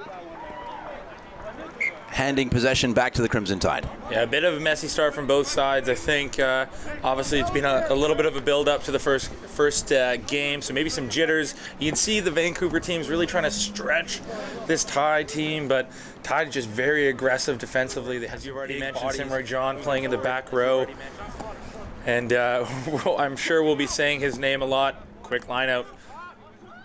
Finding the front option, Massimo Rubin. The Crimson Tide not quite getting their combinations on first phase correct. Vancouver Wave with a dangerous midfield scrum just outside the Crimson Tide 22. A little bit of casualness there between Outred and Simroy John. A bit of an uncharacteristic drop. Oh, that was a hard word for me to say. but now they've got an opportunity to see which team is bringing the oomph in the scrummaging department. So most important scrum of the day, some might say the first one. Speed and power through the engagement. The Wave looking strong at set piece time. Going the simple route. One hit up from 8. Now shifting the ball to the left-hand side. Getting a good carry. Crimson Tide happy to stay out the breakdown, keeping numbers on their feet. Doing just enough to slow the ball down with Simroy John, and penalized for the high tackle or the Crimson Tide. The Wave thinking about the kicking tee here, but the coach says, let's go to the corner. And Wave just building up a good bit of rhythm. I think the Tide's getting a bit too aggressive in these breakdowns, Chris, and it's not going for the ball that they're doing. They're really just trying to counter-ruck, and it's almost wasting needless bullets there. And what that allows this Wave team to do against the Tide is get around the corner and find those little cracks in the fold. And they've got some success with their 9. That's Julius Hall scooting a little and just having a little hit ball off to a trailing forward, resulting in this great field position here for our first line out throw from the Wave. Levi Kanuski, the UBC product, with his first line out throw of the day. Finds the back. Tidy stuff at line out time from the Wave. Crimson Tide in a bit of trouble. Sheared off the left side of the maul as the maul keeps surging towards the try line. Same maul, calls the referee. And shifting forward with the ball at the front, try time. Vancouver Wave, clinical stuff. And this is a dream start, Chris, from this Wave team. Again, they've been putting an immense amount of pressure on this Tide team, who is most likely the favorite of the U19 boys division. And it just shows a little bit of, connectivity around there, stretching them, making them work to defend them. And they've built a really good platform in the corner off that maul and just drove across. And it'll be interesting to see how this Tide team responds. So the Vancouver Wave opening their account. 5 minutes gone. Slightly shorter format with 2 games played across 2 days. These teams will play 2 30-minute halves across semifinals today and third place and championship matches tomorrow here at Abbotsford Exhibition Park. We're on the Rotary Stadium field live all day. The under-19 competition can be found on the BC Rugby YouTube main channel. Field 1 action sees the under-17 division. Again, at BC Rugby YouTube main channel, and the under-15s on Field 2. Crimson Tide will look to reply. Not ideal conceding that early try, and Jake, really that first opportunity for the Wave, and they took it. Yeah, and again, a lot of the pressure's on this Tide team here. There's a lot of well-known athletes, and it's just, you can't be complacent to start the game. And this Wave team looks well drilled, and they seem to have a plan going on. And overcooked. Luke Prest looking for space in that backfield, but the ball goes dead, and the Wave will get a scrum where the ball was kicked from. Again, just a little bit rushed in the decision making. I don't hate the idea of trying to see that space in behind, especially on transition, but if you're this Tide team, you're just trying to bank wins. You're trying to build a little bit of momentum. Get your hands on the ball without making a mistake. The past couple of times they've had it, it's just been a little bit rushed. So you're just trying to get into the rhythm of the game, not try and rush and force it happening. Well, not rushing at all. At scrum time is referee Doug Thorpe making sure we get this set up right. The scrum so important for these athletes in the forward pack. Coaches Nate Mantle, Curry Hitchborn looking on, looking to select their under-19 Bears who will go into camp, and then after a brief period of time will head to the Canadian Rugby Championships in Guelph, Ontario.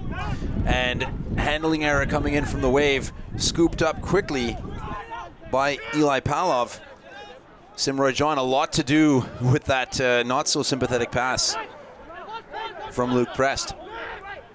Opening up the opportunity for the counter-ruck, but the Wave decide to let Crimson Tide have it and play D. Crimson Tide, show and go in the midfield from Desmond Murray. Almost up to the 22 now, but late to arrive. Side entry, the decision. The Wave will get the ball back. And that's a great call, and it's an unfortunate, unforced error there from this Tide team, especially after you just build the momentum. Des Murray, a nice little show and go and find some space. But again, a little bit rushed and a little bit messy there, and that's something that's been a common trend across multiple U19 games we've seen today, Chris. A lot of side entries, and the refs have been on top of it. Yeah, that support runner, just speaking with BC Rugby Technical Director and Interim CEO John Tate, if there was one bit of feedback for the athletes and their coaches at the club level, starting all the way down from the U14 level where they play those competitive contact games for the first time, is converging earlier towards the ball and support. Not necessarily waiting wide for that miracle pass, especially close to the touchline. Just taking the direct route, getting there early, making the clean out easy, and making no work for the referees. As the Wave, not their tidiest line out of the day, able to scramble possession. Julius Hall takes a punishing tackle, but gets the ball away. He's back on his feet, losing the ball, and smart rugby from the Crimson Tide. The front row forward, Cormac Sweeney, not part of the ruck, able to tackle the number 9 and force that handling error, handing possession back to his team. And this is the first platform to play we really got to see this exciting Tide backline kind of go off of, and we'll see what they do. They have an embarrassment of riches here. Multiple players with a lot of Premier League exposure on both sides and lots of threats. We'll see how this Wave team is able to handle it.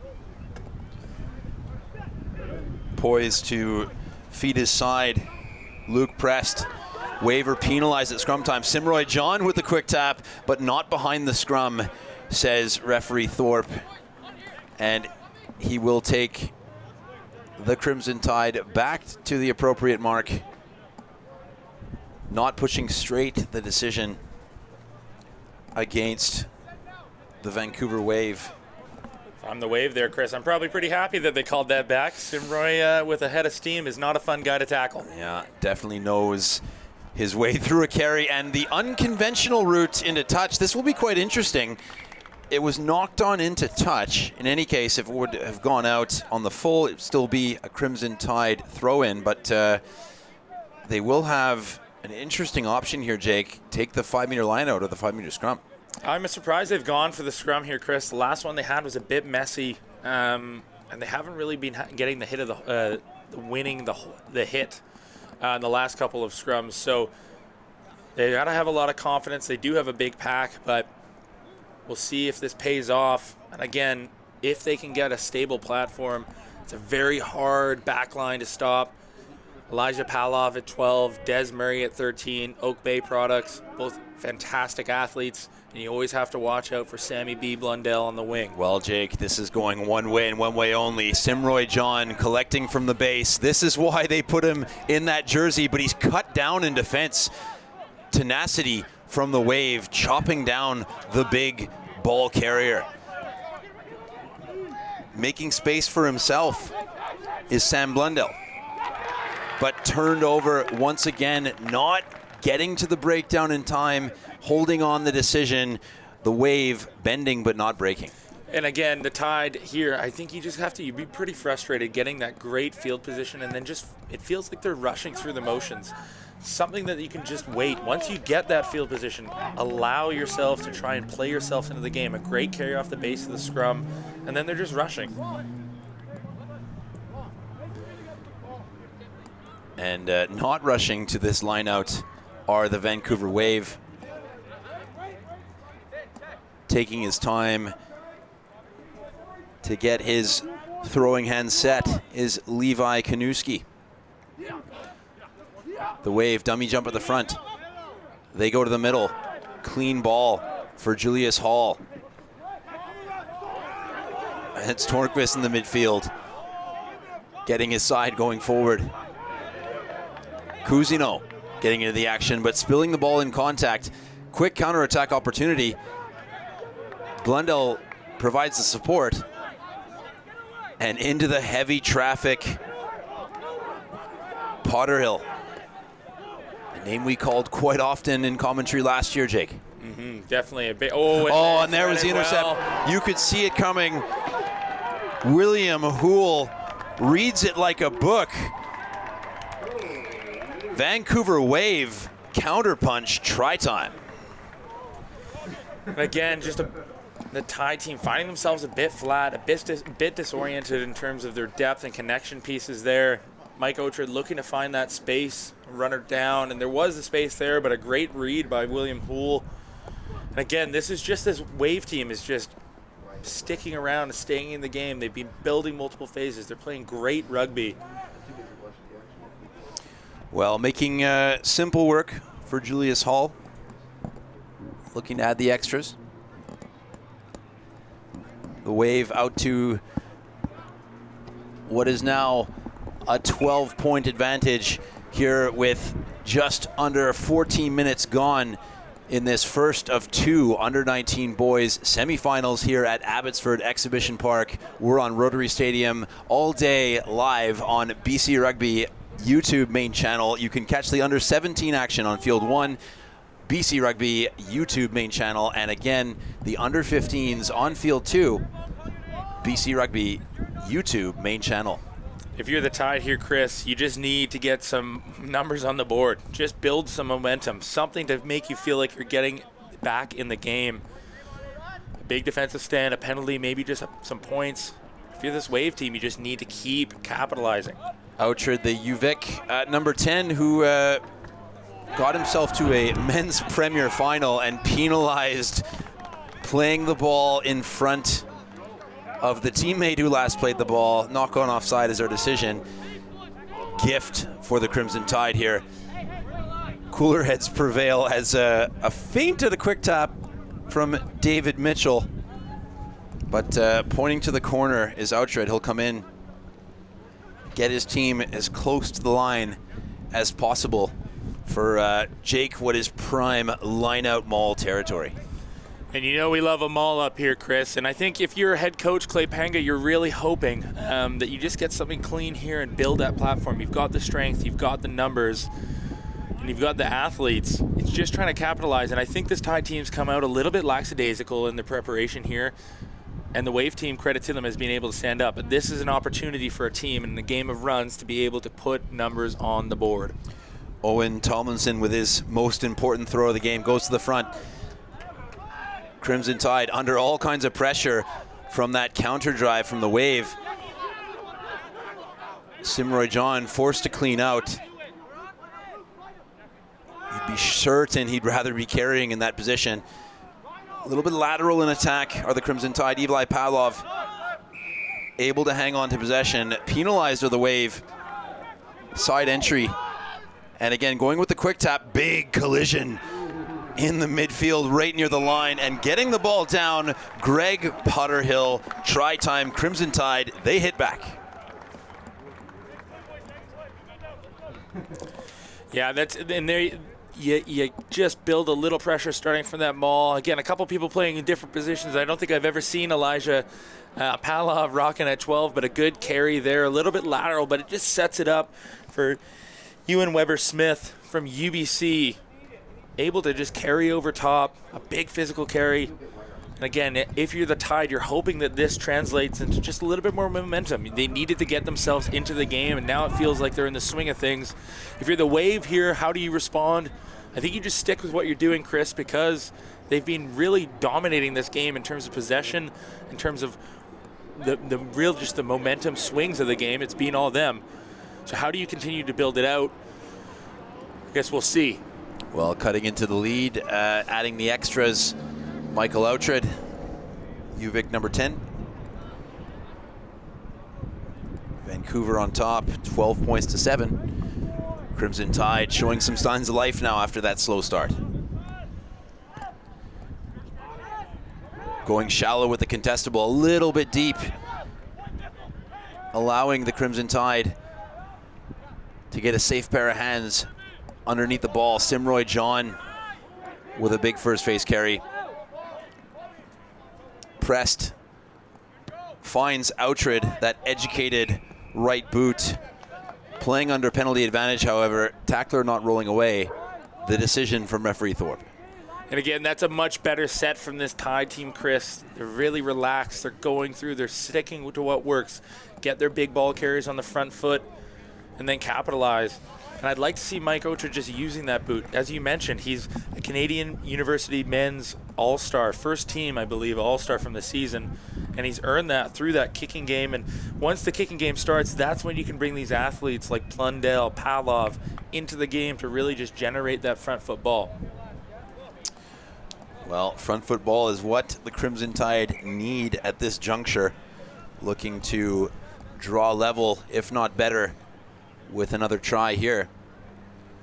Robert Reed into the game. A lot of Oak Bay products out there. I'm sure Coach Koji's watching at home. Yeah, well, again, a lot of great athletes coming out of that Oak Bay program. Representatives of UVic, many of them. Castaway Wanderers, James Bay Athletic Association, and Outred throws the tight spin pass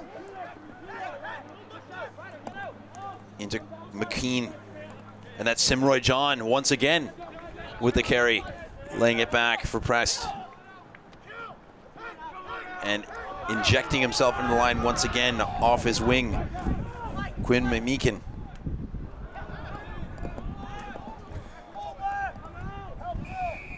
And penalized once again. Too slow to the breakdown, holding on the decision. Well done by this Wave team to recover from that onslaught. Right away, sub Robert Reed comes in and gets a couple big carries, but this Wave team not backing down. They're very organized. You can see Coach Connor O'Flaherty and Coach Owen Cormack have done a really good job of drilling these guys into what they need to stick to in terms of their principles. They're meeting them, they're organized and filling the field and coming up and really shutting down these weapons from the Tide team. If you're the Tide, how do you kind of respond? I think you might have to change your point of attack and really try to play down in the Waves' end and make sure they can execute their exits. Kanuski finds the front once again.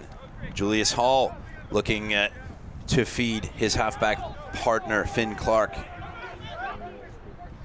Hall going the other way. Big carry, and it needed to be Sam Powley up over the gain line. The Wave patiently building. Crimson Tide throwing bodies into the breakdown to slow them down, to no avail. However, the Wave continue to pour on the attack. Counter-ruck effort is a good one, but playing under penalty advantage were the Wave.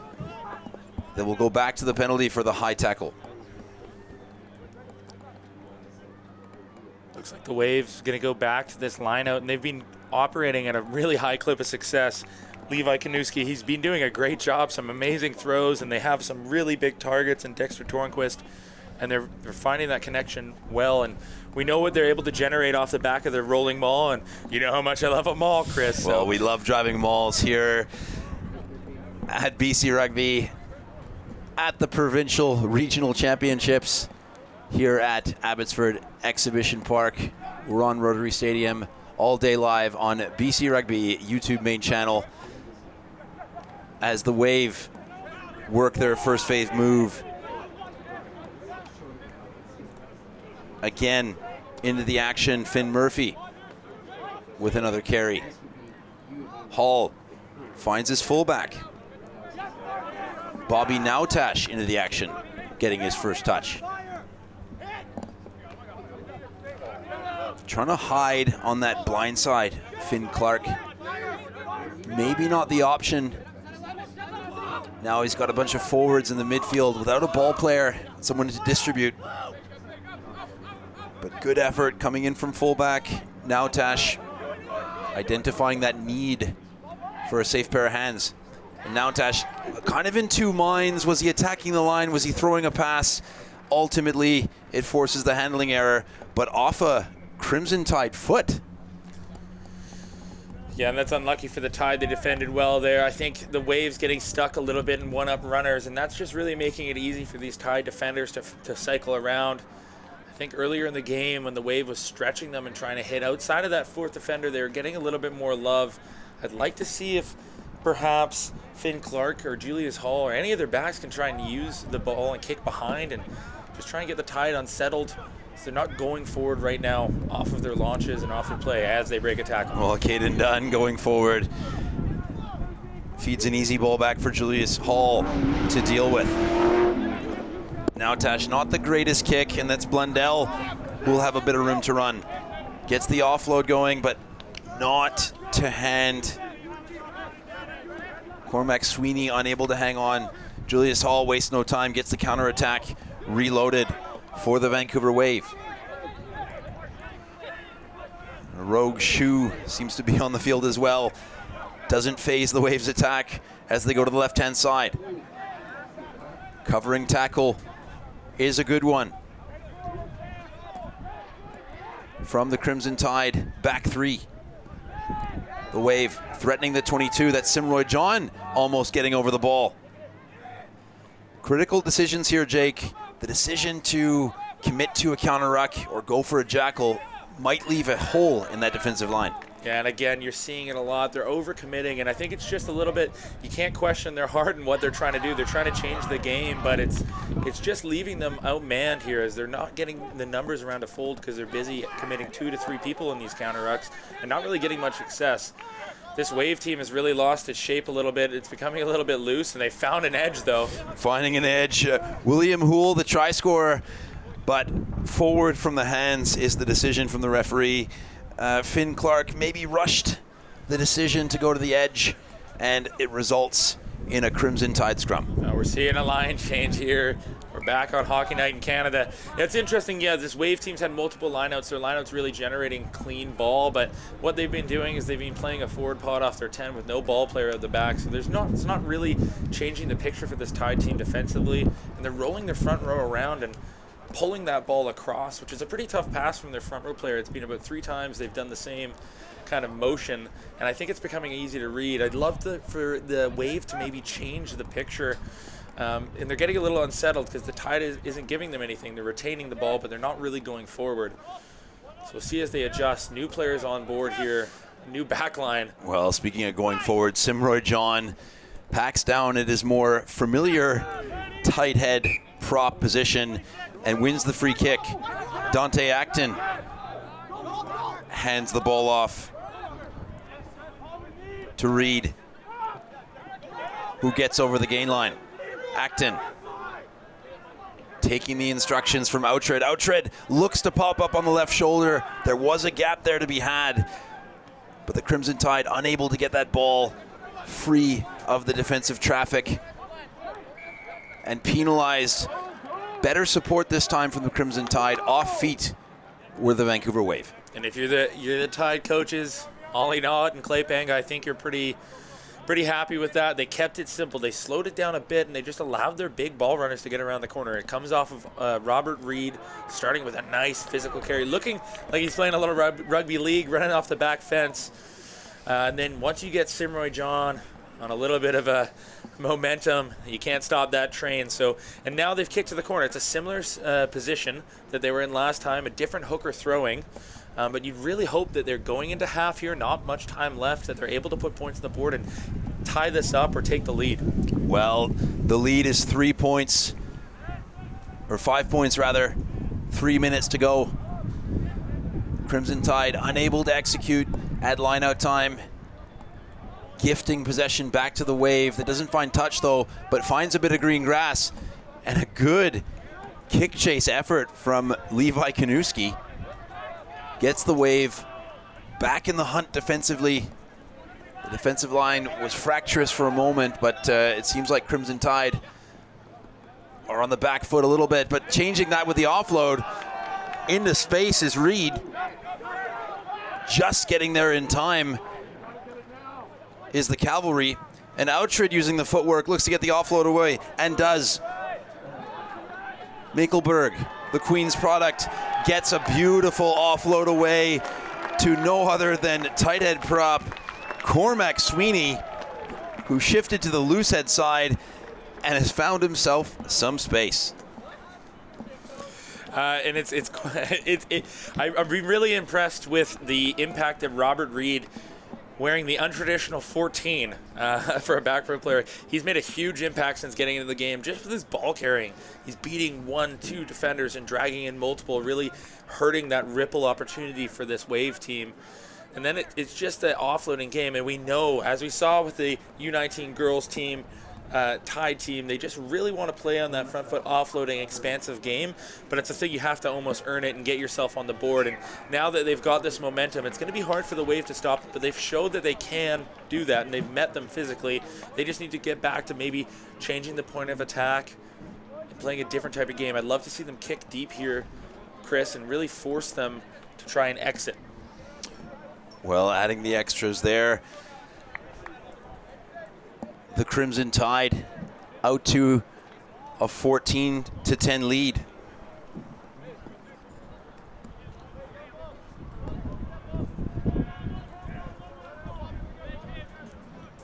And a bit of wind here, blowing an extra ball onto the field, but the players have it sorted.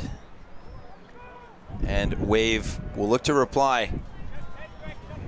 In these, the championship minutes, Jake, 1 minute to go before halftime in semifinal number 1 of the under-19 competition here at the Provincial Regional Championships, and a good take defensively from the Crimson Tide. They'll look to exit. Outred not looking to exit, however, trying to carve out some green grass.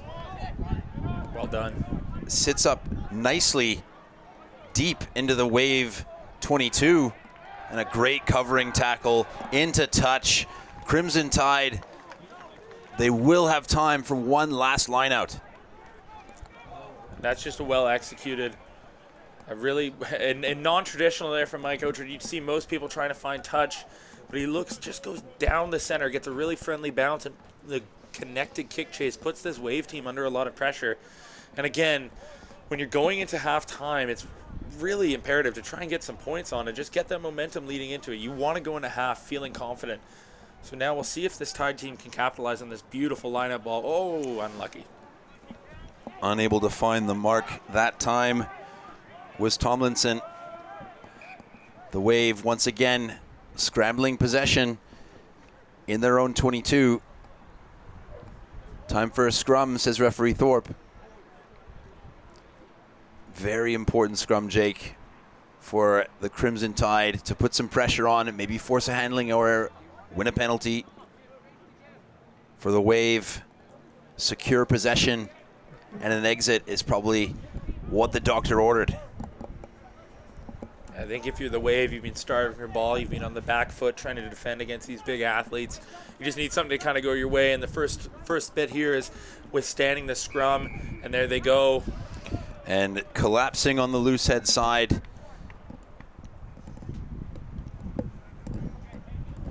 Penalizes Mitchell. And the Wave get that much needed release of pressure.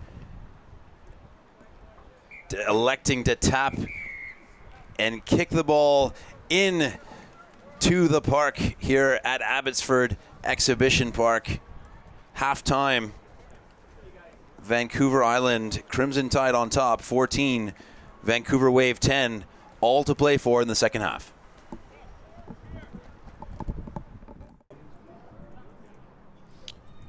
Welcome back to the second half of this first of 2 semifinal matches in the under-19 boys division. Earlier today we had the under-19 girls featuring all 4 regions, and that's Sam Blundell wasting no time, scooping the ball off the deck, dotting it down for the 5. Instead of Johnny on the spot, it's Sammy on the spot. Well done. Just a little bit of messiness there at the breakdown. It pops up under the pressure, and Sammy's right on there to pick it up. He's a great athlete. He's hard to catch in space. And that, you're looking for a perfect start to a half. That is it. Well, extending the lead early in the second half, and Jake, last game we thought we saw the quickest second half try in PRC history, but that has to be the quickest try. Under 20 seconds elapsed, and Sammy Blundell finds the in-goal area as the kick is just wide left. 7 points the lead, 19 points to 12, Crimson Tide. Yeah, we'll have to get the Guinness World Record people down here, Chris, to measure it, but that's quick, and that's exactly what you want to do if you're the Tide. Now, if you're the Wave, it's pretty hard getting that hit on you right away, so it'll be interesting to see the response. Again, it's hard kicking deep against a guy like Mike Oatred. He's proven once again just putting that kick deep and finding territory, finding grass, and building pressure through his boot. Well, not afraid to keep the ball on the park. Both of these teams back themselves in defense. Handling error coming in from Simroy John, putting the Wave immediately on the front foot. An opportunity to reply. And lifting tackle coming in from Greg Putterill. I believe that was Ewan Weber-Smith. A bit unneeded there. Again, he just tips him past the level and just lifts them. It's when you lose the ball, you just don't want to do that and give them an easy way back into the game. If you're the Wave, this is great. Again, kickoff dropped. Now you've got a line out in the corner, and as we saw them in the first half, their maul is able to put points on the board. They've got a new hooker throwing. Yeah, into the game, Caden Zwick, first line out throw. On the money, and the Wave get that maul surging forward, but stripped in the contact. The Crimson Tide scramble possession. Oatred wasting no time using that trusted right foot and finding a very, very good touch from a limited angle. And Ewan Weber-Smith gives up that first penalty and then makes up for it coming through and getting the ball. And again, he's a crafty guy to have in the line out, but if you're this Vancouver Wave team, you're disappointed to not come away with points. It's just a little bit of an execution piece, but in a game like this, when it's so tight, you need to be able to get that maul operating. Weber-Smith, crafty indeed, listed as jersey number 7, actually wearing jersey number 6, getting Craig Potterhill some unmerited scorn for giving away the lifting tackle penalty. Again, another shoe on the floor as the Crimson Tide look to build from their own half. Prest looks to get the side moving forward, and almost a crock roll coming in from Greg Potterill, missing the target, and the ball just missing the referee. It's all happening, Jake, a bit frenetic to start the early minutes of the second half. I can't keep up, Chris. And speaking of frenetic, Oatred looks to capitalize, but touching the referee, I believe, is the decision. I think we will have a scrum. Yes, the Crimson Tide would have been in possession. And referee Thorpe awarding the scrum feed to the men in red. Yeah, it's giving us a bit of a break. There's a lot of action happening, and again, though, Tide looking to find Robert Reed, and I keep saying his name because he keeps getting them front foot ball, throwing would-be tacklers by the wayside. A really good opportunity. I like the look of Elijah Paloff stacked on this right side. We know what he can do in space, playing his unfamiliar position of 12. Used to seeing him at 9 or fullback or wing or really anywhere but 12, but he's a man of many talents. And Pavlov hasn't got his hands on the ball as much as he would like to this game. Has shown in bits and pieces that he can be a threat in the open channels. As Simroy John works really hard to keep that tight head side anchored, and the man in the 8 jersey wins a free kick for his team. Straight into traffic is Reed. And Prest, almost bundled at the base of the ruck, was able to get out of trouble, showing some good footwork and quick thinking to create pressure for the Wave. The Crimson Tide building the phases nicely. And that's better from Outred, serving John. John throwing bodies left and right. Bit late in support, but the Crimson Tide able to hang on. And big contact coming in, well dealt with by Greg Potterill. Sweeney in the action. Offload. Sweeney getting that left hand free. And Prest finds Outred. Outred knows his way to the line, beats defenders, leaves them in his wake. Try time, Crimson Tide. And again, it's getting a little bit messy, but that's where this Tide team seems to operate. A little bit of some slow ball. Luke Prest picking up, looking, trying to find where Outred is. But that man in space, he could probably step a whole team in a telephone box booth, is Mike Outred, and he's just looking for seams. He's waiting, he's biding his time. A little bit better, though. They're trying to get these athletes in some space. It's a big carries from Simroy John, Robert Reed, Cormac Sweeney, getting them on the front foot and then capitalizing. And capitalizing indeed, getting the maximum score out to a 26-12 lead. Perhaps with these shortened halves, 23 minutes to go, just about insurmountable for the Wave, unless they can reply pretty quickly here.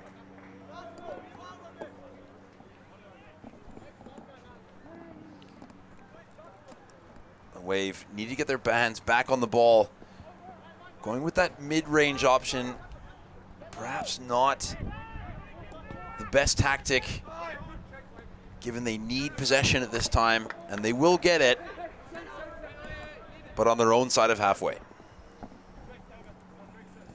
And just well done, educated right foot from Big Mike, otherwise known as Rob Outred.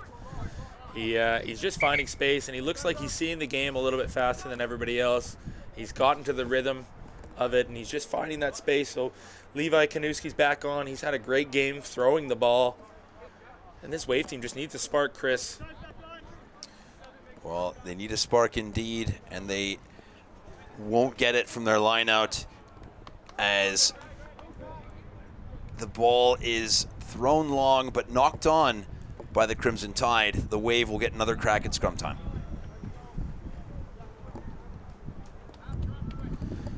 As the afternoon ticks on here at Abbotsford Exhibition Park, the 2026 Provincial Regional Championships. Regions from across beautiful British Columbia. These under 19 boys teams looking to book a spot in the championship match tomorrow here on Rotary Stadium. And on Field 1, the under 17s are playing. You can also catch them on BC Rugby main channel, as well as the under 15s on Field 2. Sam Blundell looks to get back into the action since scoring his try. And shaking off bodies, the Crimson Tide almost up to the 22. This red Wave knocking on the door of the blue Wave. And again, a bit frenetic. The game's lost its shape a little bit, Jake. This is what the Tide wants. I don't think they really prefer to play an organized game, traditional island style. This Wave team looking to pound it deep. They find Mike again. Oof. Mike, not the best option, but it works out favorably. Chris, I faintly heard the sound of a duck. Quack.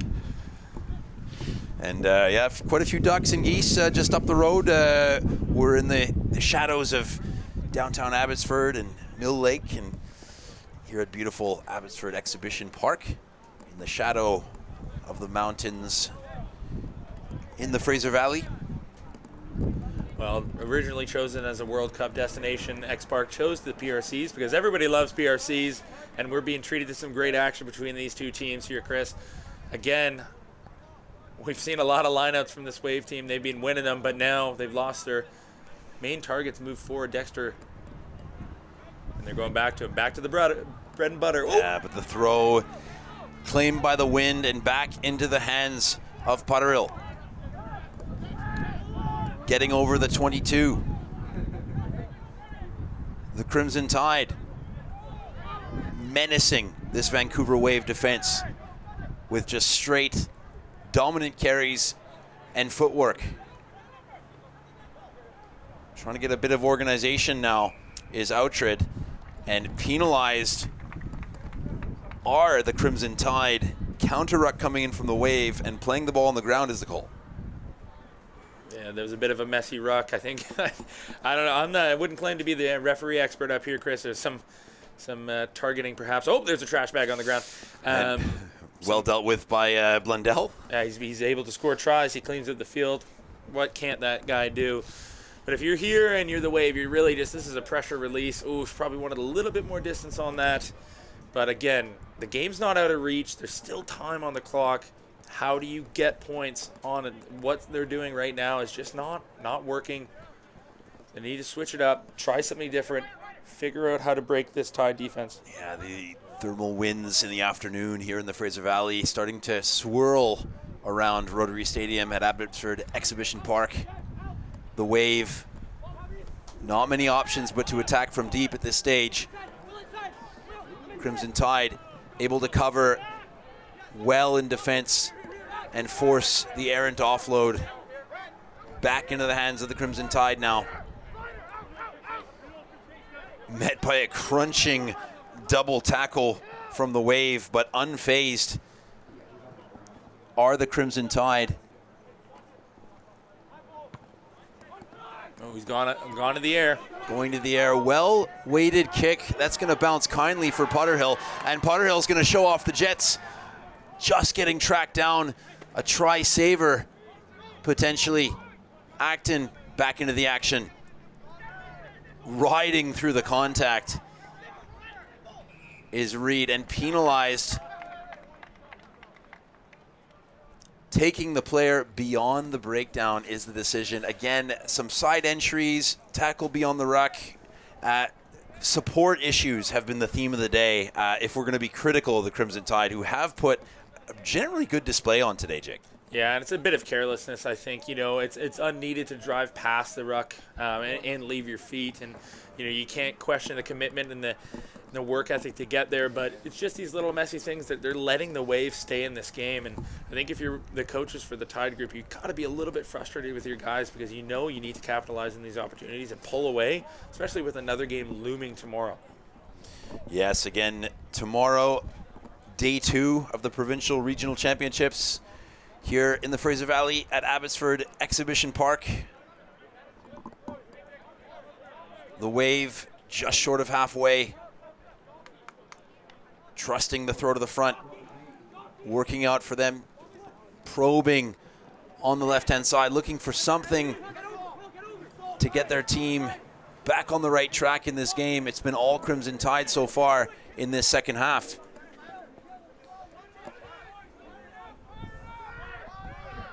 Dealing with messy ball are the Wave. Matthew George, the Queen's product. Consolidated carry. The Wave in the midfield. Looking for options was Josh Mallett, but he'll get the ultimate option. He's won a penalty, tackler not rolling. And again, I think the Wave team right now, they're pretty flat. There's not multiple options. There's nothing that's really making the Tide team question who they have to kind of take. It's an easy to read, and now they've got this opportunity to go to the corner. They need to get the points on the board, and that's just unfortunate. Yeah, not the best strike of the day, and Crimson Tide once again off the hook. The Wave still need to apply pressure here without the ball. Try to force an errant exit. The wind is blowing across field towards that back left post. Deep in the Crimson Tide's area, and spilled all but gathered before the ball touches the ground from Finn Clark, but almost aimlessly kicking the ball deep. And perhaps a bit of fatigue is setting in now, Jake. Fatigue and frustration again. You can't figure out the pieces of the puzzle right now in attack. They haven't been able to break this Tide defense, so they're just searching for something. Again, they have these opportunities. They've been gifted some opportunities from this Tide team, but the Wave just can't capitalize. They can't just find any cracks right now in this Tide defense. They've been trying. They've been throwing different looks at them. It's just not panning out right now. Well, the Wave, again, from line-out time, look to launch in the midfield. Not asking too many questions of the Crimson Tide at the moment. We're happy to fan out in defense, but they've done so a little bit slowly. Simroy John gets isolated in the open field, unable to cover two channels at the same time, but a great effort in reply. Slowing that ball down with that standing up catch tackle. High risk, high reward, especially with the new tackle height coming in. The Wave, substitutions aplenty, but Finn Clark remains on the field, trying to search for something. Play on, says the referee, thinking about a penalty there, but slow ball in any case. Letting the players decide, and there's a bit of space for Julius Hall. Julius Hall, one man to beat. Wave back in it. Try time. And that's what you need, Chris, a spark. Julius Hall, that's the second time he sniped around the breakdown. It looks like the Tide's a bit lazy trying to find a bit of width and leaving that post spot open. That's the second time he's been able to break the line. First time he stopped on the 22, second time he's able to beat the fullback. And if you're the Wave, this is what you need. You needed to get into this game. Now this is it's just a shootout. Well, it is an interesting scenario indeed. The conversion would bring the Wave back within a converted try. And there's the line change, Chris. It's an interesting tactic in a game like this because, you've seen a lot of professional and national teams bring on a bomb squad per se of forward subbing in, but it's really hard when you're rotating. I believe it's 9 people in at one time to be able to build any type of chemistry, and you're putting people into the game, pulling them out. So it can be a high risk, high reward kind of way to do this, and we'll see if it pays off. Well, it's perhaps a bit of confidence lost in the defensive shape. We did see some dominance from that Crimson Tide defensive line, but became fractured quite easily. This good effort from Julius Hall, but we've come to expect a little bit more from this Crimson Tide performance based on what they've been able to do for 80% of the game. And of course the Wave will try to take momentum away. A massive tackle just coming in as the whistle's blown.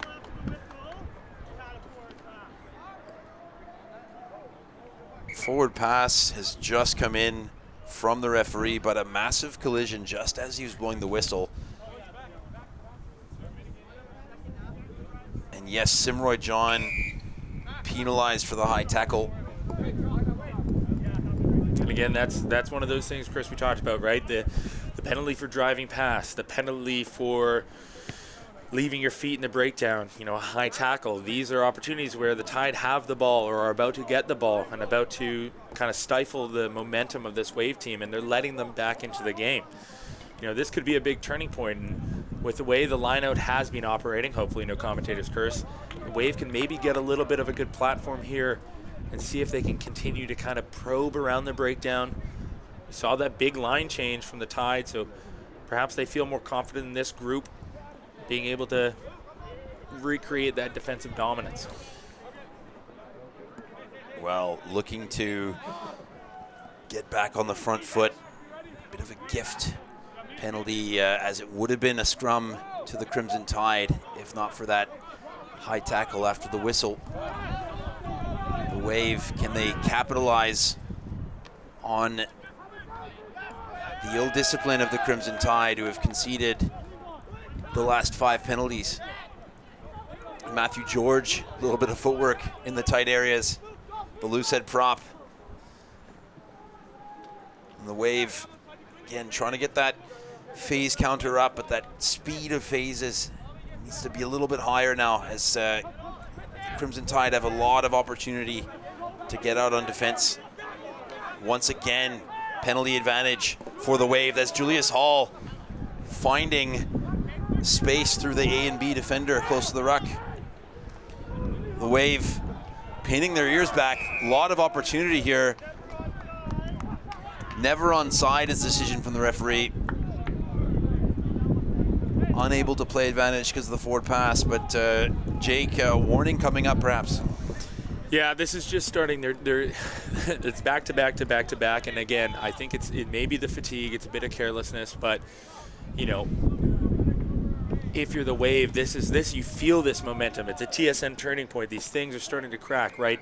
Julius Hall again finding space around the breakdown. If you're the Tide, you need to be able to stop this line out, steal the ball, stop them all, whatever you can, and get out of this end and be able to just calm it down. But things are starting to go the Waves' way. Well, speaking of calm, in walking just off camera, the Fraser Valley, the hometown team, setting up for their warm-up. They will play later on this afternoon in the second semi-final in the under-19 boys division. The Wave looking to draw level now. The clock's starting to become a factor. Under 8 minutes to go. Hall waits on instructions, feeds his forwards. Dexter Tornquist. A little bit slow to the breakdown, but penalized for off feet are the Crimson Tide. Jake, at this point, do you tell them to leave the breakdown alone? I think you have to. And again, it's not, you have to be careful with it, right? Where do you target the ball? First phase, second phase, it's just not really working out. So for me, I think when the Tide have people on their feet, maybe you're not creating turnovers, but you're able to stop the Wave and frustrate them, and then they might make mistakes. That's been the story of the game since within probably 12 minutes after start. But they're just not getting the success, and referee Doug Thorpe, he's been on them about the hands in or leaving their feet, and you have to play what the game is from the referee, right? If you're not getting that, you can't blame them. You leave the ball. Well, going to the front, bit of a high-risk maneuver, but the Wave hanging on to possession 6 meters out now. Hall looking to find Tornquist. Met in a big tackle from Potterill. Potterill's trying to hold him up, create that maul, and potentially a turnover. Able to get to ground, or the Wave. Well read in defense by an onside player. Bundling the halfback at the base of the ruck, but knocked forward in that effort. The Wave will have to put into the scrum. Jake, it's go time now if you're the team in blue. Yeah, this is a picture-perfect spot to launch from. Again, I don't know what Coach Owen Cormack has drawn up, where they're going to try and find this weakness, but it's hard to defend. This Tide team's just been defending for the past 6 minutes in their own end. And it's once you feel like the game's out of reach, you maybe take your foot off the gas, but this is why this Wave team has not, they've stuck around. They've been annoying. It's like a mosquito. They're sticking in the game. And they've had the momentum for the last little bit. We'll see what they look to build off here. Oh!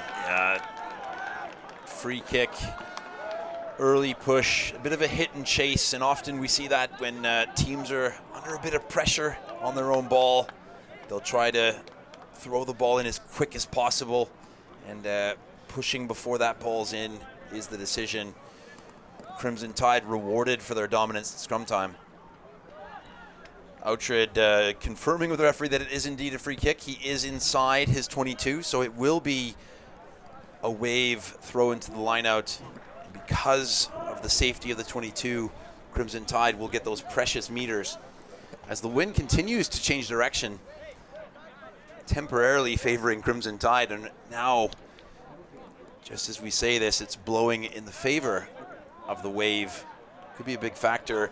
Jake, 50-22 could be an option. There's a massive left-hand side open. Yeah, the Wave hasn't really looked to kick for any territory distance here, and they've switched their 10 up. It's Josh Mallett, who I believe was originally came on at 9. They haven't really shown much of a kicking game. I would love to see it, and the opportunity is there. It's just a bit of a gut punch, Chris. Building all that pressure and then having to now work from their own 50 all the way 40, all the way back down. Well, punching the ball up in the midfield are the Wave forwards. Once again, not asking too many questions of this defense. They almost need a bit of magic, bit of footwork from the likes of Julius Hall. But that errant, desperate offload has not been working for them today. Crimson Tide, they'll take all the time they have to get to this scrum. Yeah, and I think if you're the Wave there, you probably just want to keep building phases. Keep building phases. Force the Tide to defend past 3, 4, 5 phases. See if they can keep their shape. You don't need to rush. The offload hasn't been there for them, especially in this edge. Just take the win. Get on base. Well, a lot of Blue Jays jerseys, Canada soccer jerseys, rugby jerseys as the Canadian men play later on today in Edmonton as they take on Spain. Here on Provincial Regional Championship weekend in beautiful British Columbia. We are here at Abbotsford Exhibition Park. Early break for the scrum, it looks like, Chris. And again, this is, you know, and it's part of the game. You're wanting to make a difference, but you just need to stay. Don't try and force it. Don't try and make anything happen. Well, that dominant. Wouldn't the ball come back in then? From where you kicked it? Yeah, I Sorry. think inside thoughts came out there, Chris. we should have. So we've got the line out throw correct, but we should not have a gain in ground here as the ball was kicked out on the full. But and we do get it right. The far side assistant referee, Sam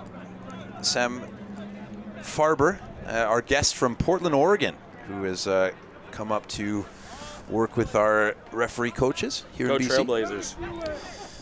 The Blazers, closest NBA team, I believe, to Vancouver at the moment.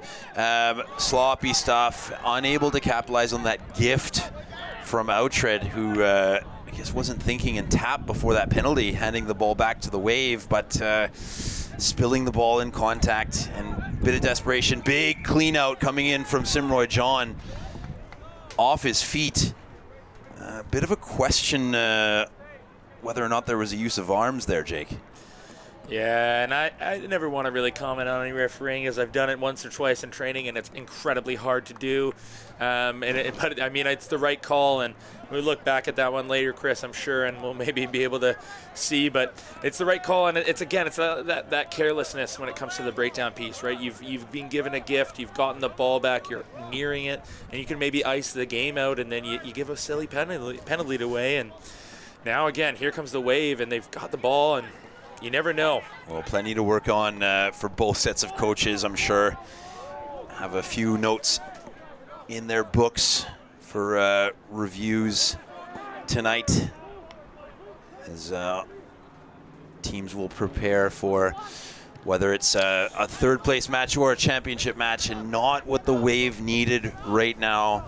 Down 7 points in the dying seconds of this game. Yeah, that's a frustrating one, Chris. And, you know, I understand trying to make something happen there, but I think, as I've said, and I'll go on the record for it, is I think if you're the Wave, you just want to build phases and frustrate this Tide team. You know, make them defend multi-phase attack. You haven't showed much success from a kicking game, so don't change it up and try and frustrate them. But giving the ball back in a timely manner, it's probably not what you wanted. The 6-player line out from the Crimson Tide as Tomlinson, poised to throw, finds the middle. Good compete from the Vancouver Wave, but unable to get a hand on the ball. Injecting himself into the line is Palov, but penalized.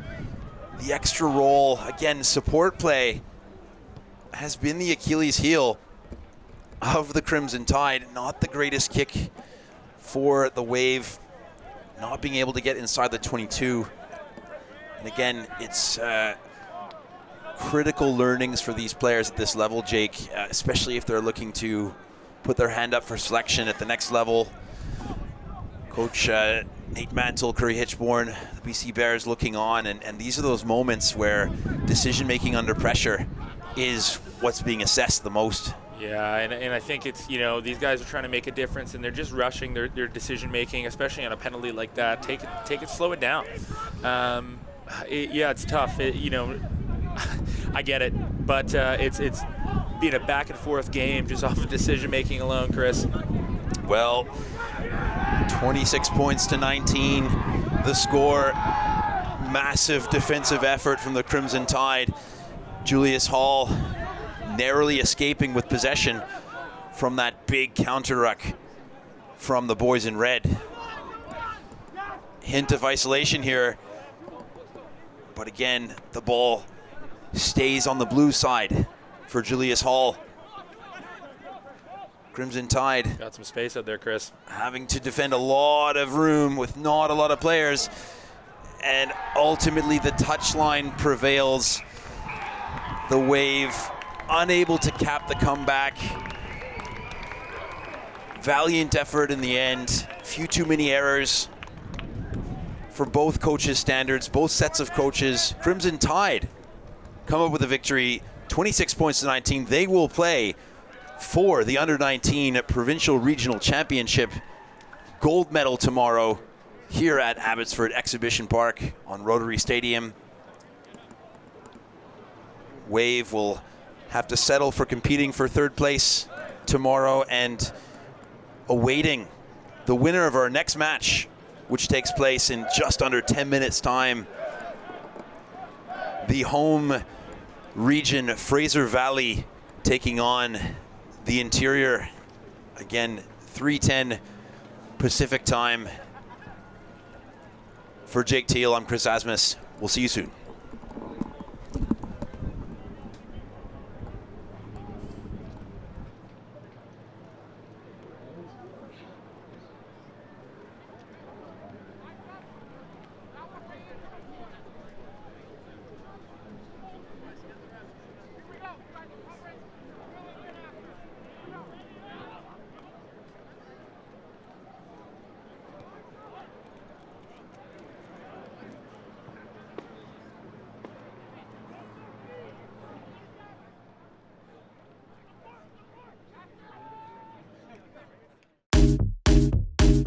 We ain't like them, never keep it real in the end. Never leave crib for the end.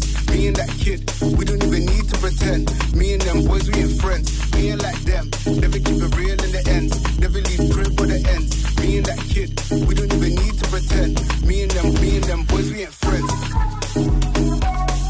Never leave crib for the end. Me and them boys, we ain't friends. Never leave crib for the end. Me and them boys, we ain't friends.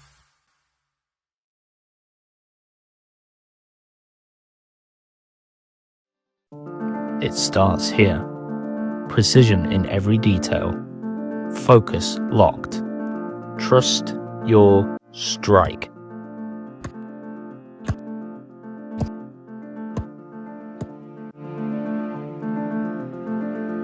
From every angle, for every moment. Gilbert Rugby Canada, the official match ball of BC Rugby. Welcome back for our final game of day one at the Provincial Regional Championships here at Abbotsford Exhibition Park. We're on Rotary Stadium Field. Your referee, Lance Davison, blows the whistle, gets us underway. The Interior gain their own kickoff and are on the front foot straight away in the multicolored jerseys, playing from right to left on your screen. The hometown Fraser Valley team in the gold with green trim on your screen from left to right, winning the penalty, holding on the decision. Frenetic start, Jake. Yeah, I was about to say that's exactly what the Interior team probably drew up, get the ball back, try and get points on the board, but Ben Bjorndal, Trinity Western's finest in the multicolored scrum cap there, getting his hands on the ball and turning the tides. Ooh, unlucky. But I'd like to see Gavin Kelly catch that one, but yeah, I'm excited for this game, Chris. This is the one that we've all be talking about. The Interior team looks quite strong, and they've played each other in the warm-up, so we'll see how it goes.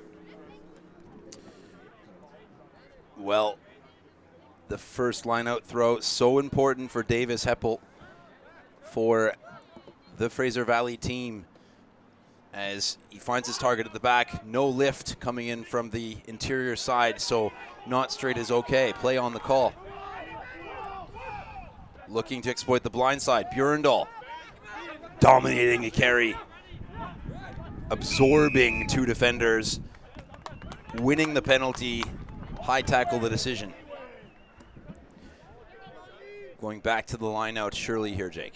Yeah, I think you've got some really good targets if you're Fraser Valley, and if you can get this lineup working and functioning pretty good and get some momentum behind you, it's going to be quite a long day for the interior team with the likes of Dallin Westerland and Ben Bjorndal. We've seen them be able to do it on the CRCs at CRCs last year. They're 2 formidable characters. A lot of chemistry built up from Trinity Western as well. A lot of representation of Trinity Western in this Fraser Valley side. University just up the road in neighboring Langley. Big shot put in. Great from Grady Curran. Shot there. And that, you know what, Chris, it's an unfortunate bounce, but with a 4-man line out, it really puts a lot of pressure on that scrum half when you're coming to the front. Not a lot of guard for them, and it's a second kind of not straight overthrow, and I wonder if that will be a theme that starts building themselves in. You can see this Valley team has the size advantage in terms of height on the interior group, but if they're not able to kind of generate those wins in the lineout, it might be a bit of a mismatch. Well, the lineout throwing was a theme in our previous under-19 games, and the scrum goes to ground. Some instructions coming in from referee Davison. Big opportunity here for the Valley to apply some pressure, turn the screw a little bit on this interior side. It's a big pack. I'm wondering if you're going to see the interior shape to play here. Valley's got 3 in the backfield, drop for a kick. And we know this interior team likes to play. Daniel Turvey quite crafty at 10 on the other side. Yeah, Turvey having a look with that trademark wide stance of his. Turvey has to think about a go himself.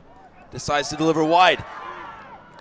Opening up on the right-hand side, the interior finding the touchline. Great call by that touch judge, Shanda Asmus. Yeah, and there's a lot of space to exploit. I wonder if they could have actually made that pass earlier instead of carrying and getting the offload. But that's something the Valley will have to adjust to, you know, until interior looks to shape to kick and starts making them have to respect that option. I wonder if they'd shift back to that forefront, because this interior group is full of athletes, especially in that back line. They can make something happen. And that carry ends up being a great ooh. Once again, the line-out throw not serving the interests of the Fraser Valley after that covering tackle into touch. The word from the coaching staff has to be put players up, put pressure on that throw. Yeah, you got to get some pressure on them if you're interior, and if you're the Valley, I think right now what you need, a couple throws right in the game. They go to the back, then they go to the front. You just need to get some rhythm. It's just about getting a win on the board, and right now the interior's not putting too much pressure on the actual jump, so find something somewhere your hooker's comfortable hitting and get a win. But now if you're interior, you've got a great spot, and last time they launched pretty well. They're set quite deep here. We'll look at what they look to do. It's a different shape defensively, obviously, because they're in a different spot from the Valley, but there's lots of space. That 13 is covering a lot of space there, Chris, and I think that might be where they're looking to target and try and get him isolated. It's probably the hardest spot to defend in a launch like this. Yeah, quite a bit of space on the left-hand side. The interior looking to get their scrum functioning under a bit of pressure from the massive Fraser Valley pack, but picking from the base is Gavin Kelly.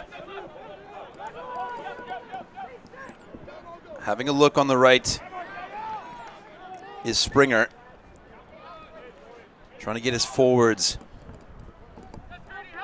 in those dangerous carrying positions near ball players. So many of them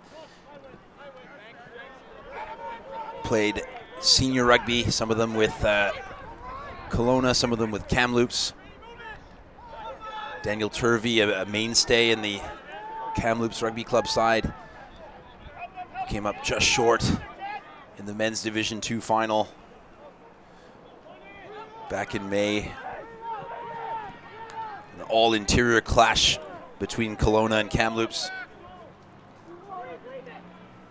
Interior playing a non-traditional, the old school Pistons action here, Chris, and they're getting a little bit of love, but I almost wonder if they need to show some layers here and have a ball player behind one of these pods and look to pull, because Valley's defending them quite easily. Well, in a limited time together as a squad, the Interior, the largest region in BC Rugby, having to cover the North, the Kootenays, the Thompson-Okanagan,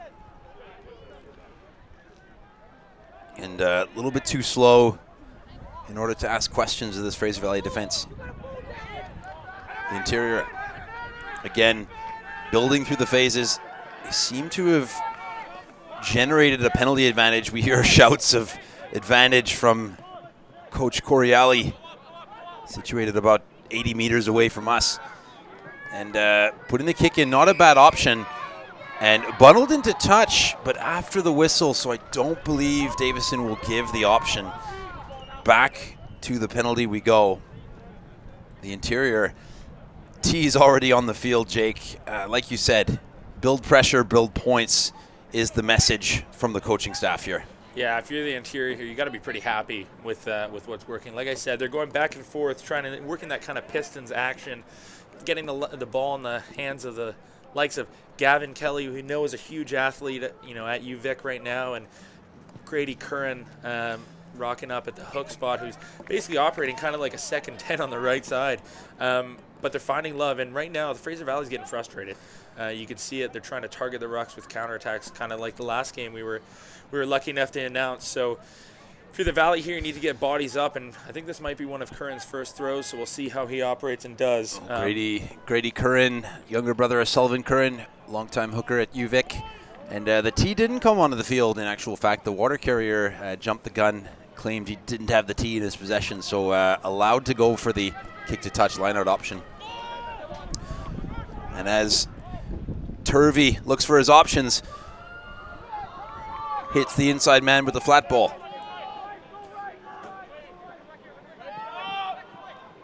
Having a think about playing scrum half himself, Turvey gets back to his 10 spot. A little bit slow to the breakdown are the Interior forwards. Still with possession now inside the 22. Oh, almost an intercept opportunity there. Maybe a bit of cold feet from the Venom defenders. And now it's that classic Pistons action, Jake. It fatigues the forwards quite a bit on both sides of the ball. Energy sapping stuff.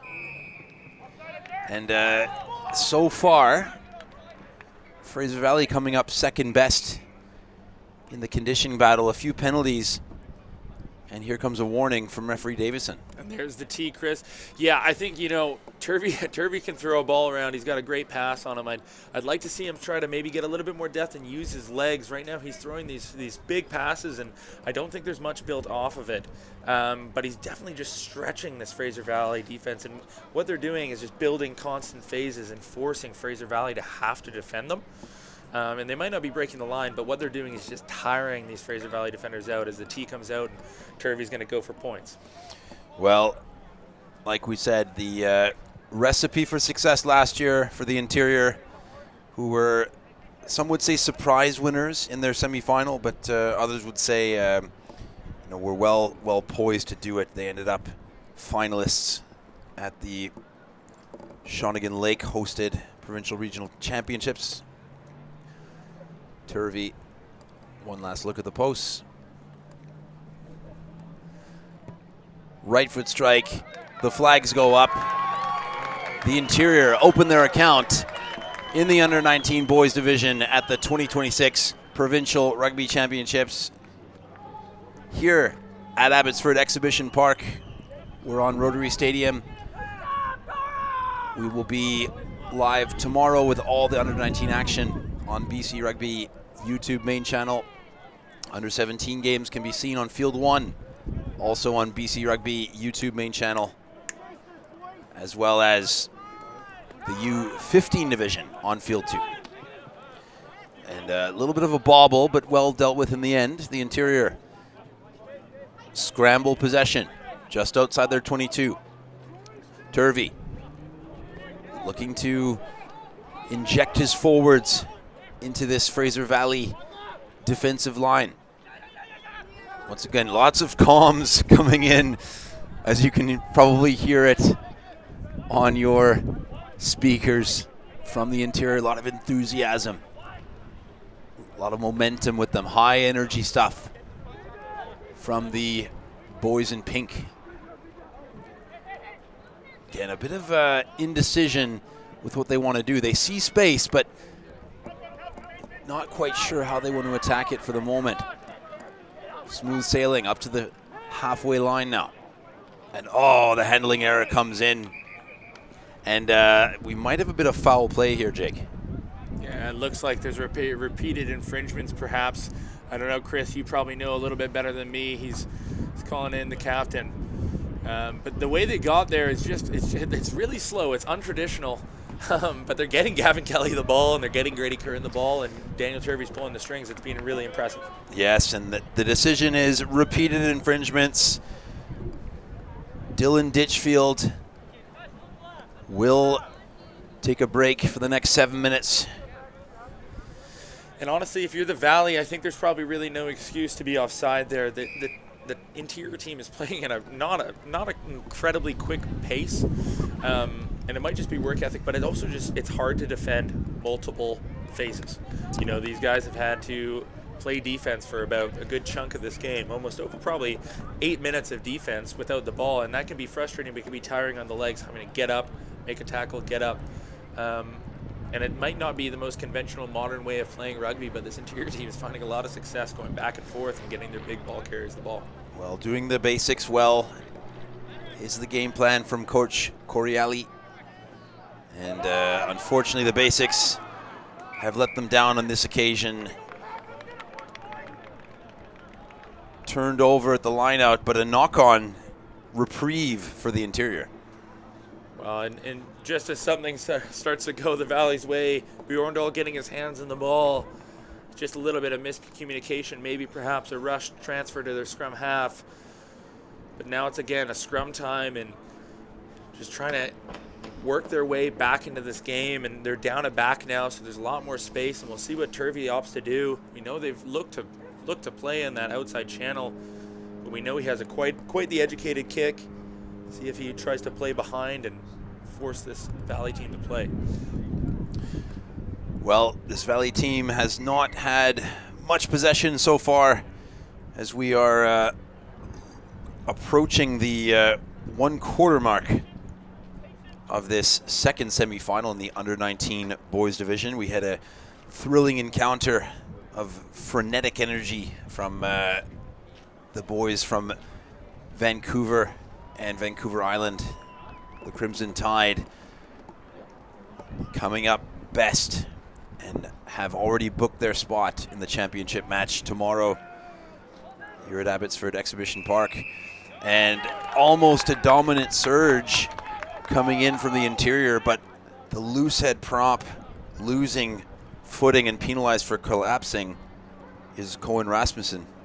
And this is the opportunity the Valley needs now. They need to be clinical, get this ball down field, get it in the hands of Dallin, Westerland, or Ben Bjorndal. The only problem right now, Chris, is that this lineup has not been operating too smoothly. And this is a chance to turn the tides here, get a win on the board. Well, short one of the strike runners, Dylan Ditchfield, in the bin for repeated infringements. Too many offside penalties given away almost needlessly by this Fraser Valley Venom side. Looks like it's line-out maul time, Jake. I hope so. Going to the front, Interior thinking of competing, but doing well to keep numbers on the ground and stop the momentum of the driving maul. And errant pass thrown back into the hands of the interior. And now there's a bit of space to counterattack here. This is where Turvey needs to shine. Again, too slow in those transition phases from the interior. Sticking to their script. It's working so far. They've got the 3-point advantage. Fraser Valley content to defend for a moment. Discipline has improved. Big contact. Riding through the massive tackle was Zoe Willett. And penalized for holding on. The Valley rewarded. Getting over the ball a little bit slow, and maybe that's that constant forward movement, Jake, coming into play. The support runners getting a little bit isolated from the ball carrier. Well, it's a much better defensive set there from the Fraser Valley team, and they waited to target that breakdown. There's multiple occasions where I think in the first 10 minutes they probably would have gone for the ball, and they've missed touch there, Chris. Unfortunate. Unfortunate coach killer. These coaches obviously have had a limited amount of time to work with their charges, but those decisions are ones that don't help the stress levels at the end of the day. And as the interior look to attack from deep, not thinking of the exit, they do have the one-player advantage for another minute or so. The interior, again, relentless in the game plan. Hit it left, hit it right. See what happens after that. And a handling error creeps in. The Valley need to do something with this prime counter-attacking opportunity, and just right idea, wrong execution. A lot of space in behind. Riley McDonald finds the hand of a defender instead of the grass in behind the D-line. Yeah, it's an interesting game, Chris, because Interior is playing at a very slow, methodical pace, going back and forth. Almost look like they don't know where they're going at points, but they're winning the individual collisions with these big ball carriers, and that's allowing Turvey just to really play a very, very loose but risky style that's paying off. He's getting the ball wide to Gavin Kelly, who's breaking the line, and they're almost exiting on feet. And Grady Curran is another name we've said multiple times, who's just winning and beating multiple defenders, and it doesn't matter how slowly they're setting it up, they're just confident. They seem confident they're going to win against their opposite in every individual collision. And that's daunting to play if you're the Valley, knowing that these guys feel like they have that physical advantage. Well, and a lot of those players traveling hundreds of kilometers, several hours on the road, early mornings, late nights. The hunger is definitely there. It seems like the Valley are a little bit shell-shocked. Expected perhaps an easier path to the final, but last year beaten in the semifinal. And intervention here from referee Davidson.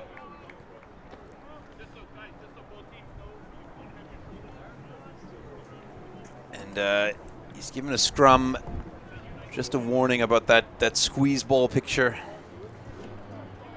Having the head on the ground, and on the knees, squeezing the ball backwards.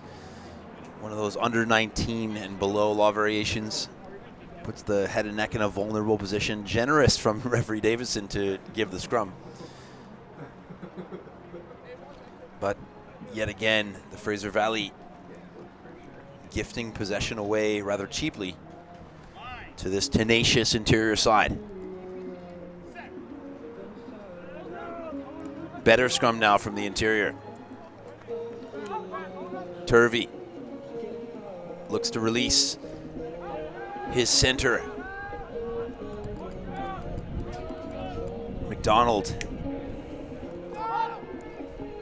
tenacious in defense. And a bit of space, bit of room to run. Needs to find an offload. And getting rewarded. Off feet the decision from referee Davidson. The interior looking to get on the front foot. Ooh, and that's a close one. Turvey just gets it out. And again, everything is coming up to the interior here. They're being able to build this momentum, and this Valley team just can't seem to get a hold of the ball and can't seem to be able to really get the opportunity to let these weapons like Evan Carlson and Dylan Ditchfield getting the ball. We haven't seen them in any space. Well, Ditchfield, of course, spending a few minutes in the bin that would for be why. some previous indiscretions. That's why we haven't seen him, huh? And the interior, once again, knocking on the door. They've come away with nothing but a penalty goal so far, despite having the lion's share of possession. Not straight throw coming in. Referee Davidson wanting to keep the game moving, but there was a player lifted. And surely the Valley will opt for the scrum. They've shown some dominance in that area there, Jake, but the last scrum or two, it seems like the interior found their footing at scrum time. Yeah, and that's, you know what, that's probably the first time Grady Curran hasn't had a successful moment in this game, and an unfortunate there. But I'd like to see this Valley team continue to build that dominance in the scrum, and this is, again, the first time we're really going to get to see these backs be involved from the Fraser Valley, and we just haven't really seen them with the ball, Chris. They've been spending all their time on defense, and it's been all interior up to this point, but we know they have weapons. We've seen these some of these athletes with Robert Bateman in provincial high school finals. We've seen them represent BC in the sevens pathway, and it'd just be great to see them get the ball, but the interior is doing a great job of just keeping them without it. Well, and this will suit the interior forwards who have been going left and right almost constantly. A lot of work in those support lines and those carries, those cleanouts. El Youssef, a bit fortunate not to be penalized there. A little bit long in the legs was the tight end prop for the men in gold. Alejo feeds a scrum that is under a bit of pressure. Bjorndal tries to absorb a few tacklers and lay the ball back, as he's so good at doing, but leaves the ball in the incorrect hand. Turnover by the interior. There's definitely options on here. Deciding to go the safe route was Zoe Willett, and getting a little bit isolated once again. Told to leave it are the Valley. Deciding to go himself. Backing his center partner is Chad Zimmer. Once again, that all too familiar piston style pod shape. Turvey needs his hand on the ball, Jake, now. Yeah, you see Gavin Kelly lurking on the sideline as well. I wonder if they're going to try and get him the ball in space. Turvey motioning towards him. And Turvey decides to chip and go. It could be on for Turvey. Has he grounded the ball? Waiting for a decision from referee Davidson. He has lost the ball. Well done by Abraham Okama. And the ball was stripped backwards by the Fraser Valley, and they've ended up isolated, and Turvey's won the penalty. The quick tap from Turvey decides to turn down what could be a very useful 3 points at this stage of the game for the interior. 4 meters out now. Consolidating the forwards. A huge hit from Evan Carlson from the Valley. Big hit comes in, forces the stoppage, but a no arms tackle coming in according to referee Davidson. And going to the corner once again. And I wonder if you look back, Chris, and you wonder maybe they should have gone for the points, added an extra 3 to their tally. Now they're going back to the lineup that wasn't operating on the last opportunity. See how Curran is here. Well, line-out throwing has been the theme of the day in the under-19 division. And this time, Grady Curran finds his marker. A little bit of a sloppy delivery, but it's still on the interior side. Pick and go time. Valley poised to defend in these positions. Bring up the band. It's pick and go time. Here we go. Getting beyond the 5 meter line now. Fraser Valley have to keep their discipline. They've already been warned a second time. Might lose another player to the bin. Interior quite happy to keep banging away at the line. And hard lines coming in. Turvey will go himself. Has room, puts the ball down. Try time interior. First try of the 2026 PRCs. Yeah, and that, it's it makes sense that Turvey dapped it down. He's had a great game pulling the strings and starting to get himself into the game a little bit with his running ability, getting his legs going. And, it's just constant pressure. They might not even be breaking the line, this interior team, but they're just constantly getting many carries. I'd love to know the carry count and how many tackles the Valley are being forced to make. You just constant pressure, you will crack.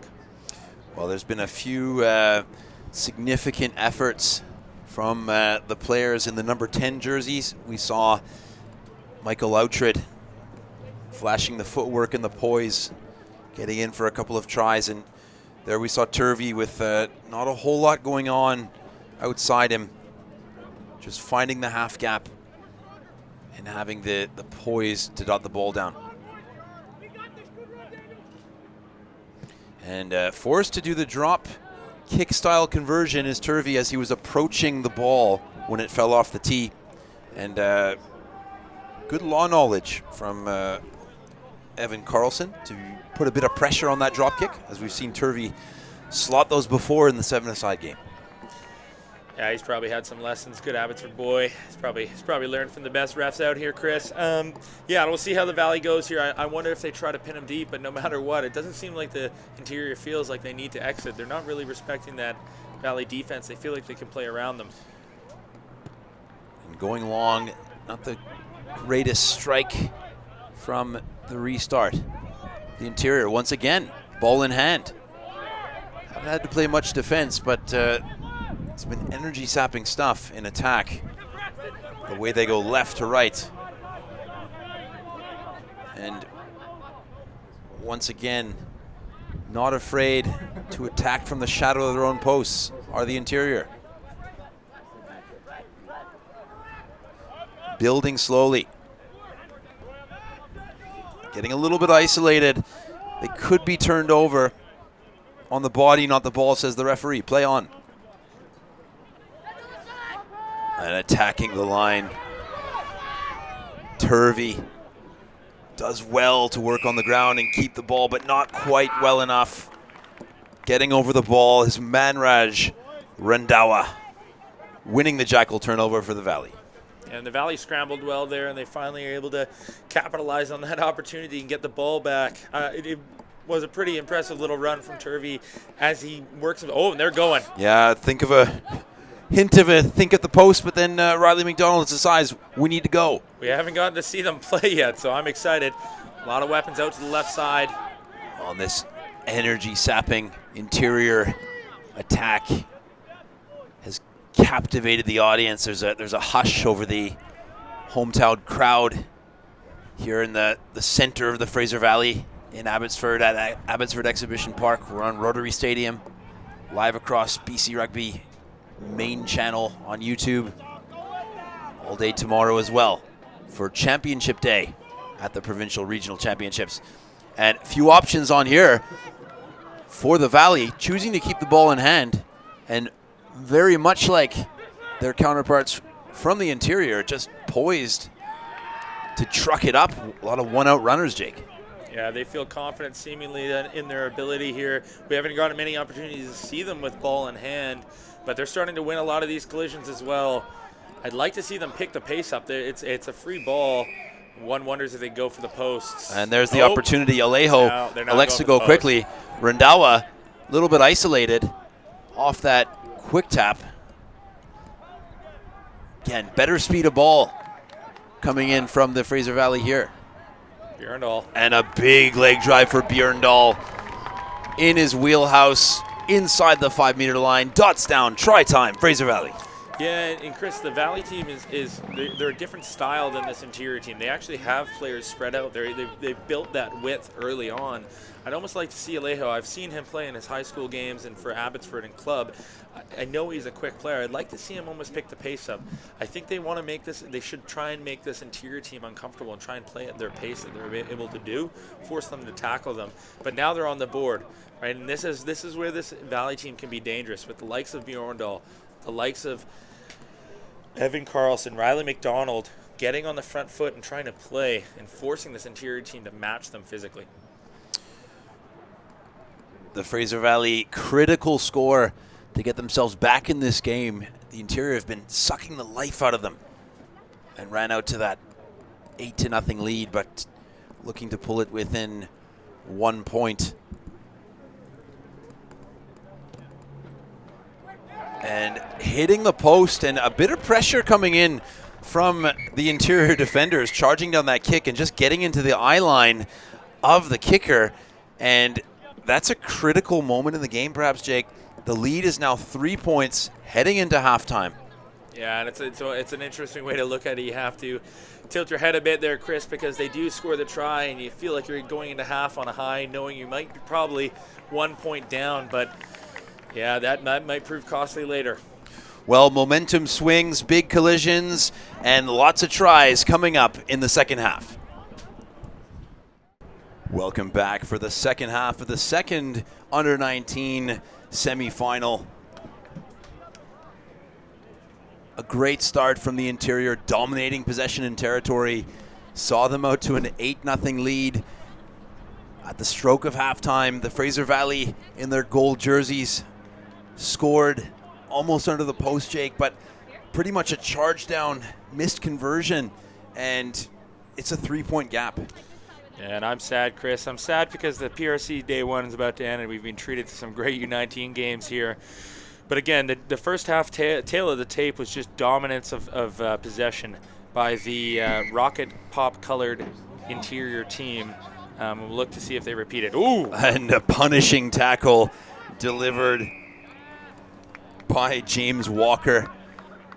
But off the ball, says referee Davidson. Again, discipline not helping out the Fraser Valley cause. No, and it's hard to get ahead in the game when you don't have the ball and you can't build any momentum. And I understand the frustration from these players and what they might be feeling, but you need to just be patient and wait for your moments. As we saw, when Fraser Valley does get the ball, they're able to generate points. It's just when can they get the ball? Well, getting their hands on the ball and able to do so, not getting the rub of the green was the Valley for a moment, but we did get the call in from the assistant referee. There was a lift and not straight, the decision from referee Davidson. Yeah, there's a lot of wind down there, Chris. That was probably one of the craziest topsy-turvy throws I've ever seen. He bent the bullet, but again, the tail of the lineout stays the same. There's just been a lot of struggling on both sides, so I think if you're Fraser Valley, you're probably happy with the opportunity to go into this scrum, a good platform to play from.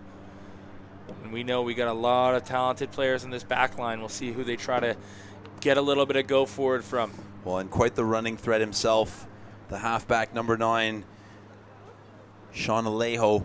Haven't seen him back himself much. He does have the ability to beat defenders in those tight areas, stretch out the legs, and that's where the likes of Van Heerden, Jago, Ditchfield, McDonald can run off his shoulder and get the ball in those high danger areas with the defense turned towards their own goalposts. And a few running instructions from referee Davison. He's done a reasonable job keeping the game moving. Had to turn up the heat a little bit on the Fraser Valley discipline. Ditchfield, the recipient of the yellow card, but Fraser Valley, as long as they can keep the discipline on the right footing, we should be in for a great finish here and a big scrum from the Fraser Valley pack. And lots of room to run as a result of that. Jake David has a look over his shoulder, but potentially thinking about doing too much. Needed to hang on to that. The interior hang on in their cover defensive effort. They'll have to put into the scrum. No advantage. Side entry was the decision from referee Davison, but we come back to the first infringement. Knock on. Scrum to the interior.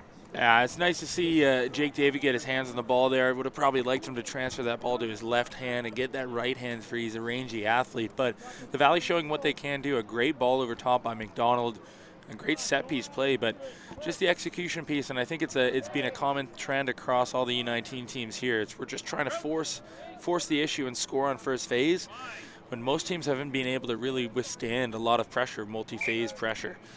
But again, that's part of trying to impress and trying to win the game. You want to do it all, and we'll see if the Valley get another opportunity. But now it's Interior's ball, and Chris, we saw they can hold on to the ball for a long time. Yeah, they can definitely play with possession. A shout out to a bygone era, perhaps, but it's very much alive and well here on Rotary Stadium Field at Abbotsford Exhibition Park at the Provincial Regional Championships here in the Fraser Valley. Speaking of the Valley, big shove coming on and collapsing the decision. The Valley rewarded. Yeah, and that's a really good job from the loose head, Randwaha. I hope I pronounced that right. He's a huge athlete. We saw him last year in the CRCs for the BC U19 team, and he's just getting his pressure through the tight head from the Interior team. And we'll look to see if the Fraser Valley group can capitalize on this wonderful, wonderful field territory spot. Yeah, Randhawa, formidable scrummager for such a young man, plays his senior rugby for the Abbotsford Rugby Club. Just coming off of a few game ban, getting a tackle wrong, but great young man, and I don't think he's been penalized since. He's on his best behavior, I've heard, Chris. And there's a big carry coming in from Westerland. This is what the Fraser Valley need. Bit of simplicity so they can let their creativity go. And coming in from the side looks to be our decision from referee Davison. Do you take the points, Chris? I think the scrum's on the table as well, but they turn it down. Westerland goes himself in front of the post, able to get the ball back is Westerland. They got a lot of space out right here. Just go through the hands. Aleo gets caught up. He'll need support, and maybe not the play, but it ends up working out in the end. Try time, Fraser Valley. Unconventional, but they'll take it. The old hitch hip 40-meter spin pass there, Chris, and it could have been, there might have been easier pass to them scoring, but Riley McDonald hucks one over top, and they're rewarded for that constant pressure, and it's all built off of the line out of a bit messy, but Westerland showing his ball carrying prowess and getting them on the front foot. And again, the 3 points were up for offer, but these Valley guys, they wanted the whole pie. Well, none of these young men are old enough for Vegas, but that was the most high stakes scenario we've seen in a long time. That was either going to be a try 100 meters the other way, or a try 2 meters the other direction. And McDonald, high risk, high reward, got the reward on this occasion. Big conversion coming up as well to bring the lead beyond that 3 points, which we know Turvey is capable of slotting from almost anywhere on the field. And likes the strike, but doesn't quite have the distance. 10 points to 8. Fraser Valley in the lead, but it's a slender one. 3 points will do it for the Interior, as we have our shortened halves here as the players play twice in 2 days.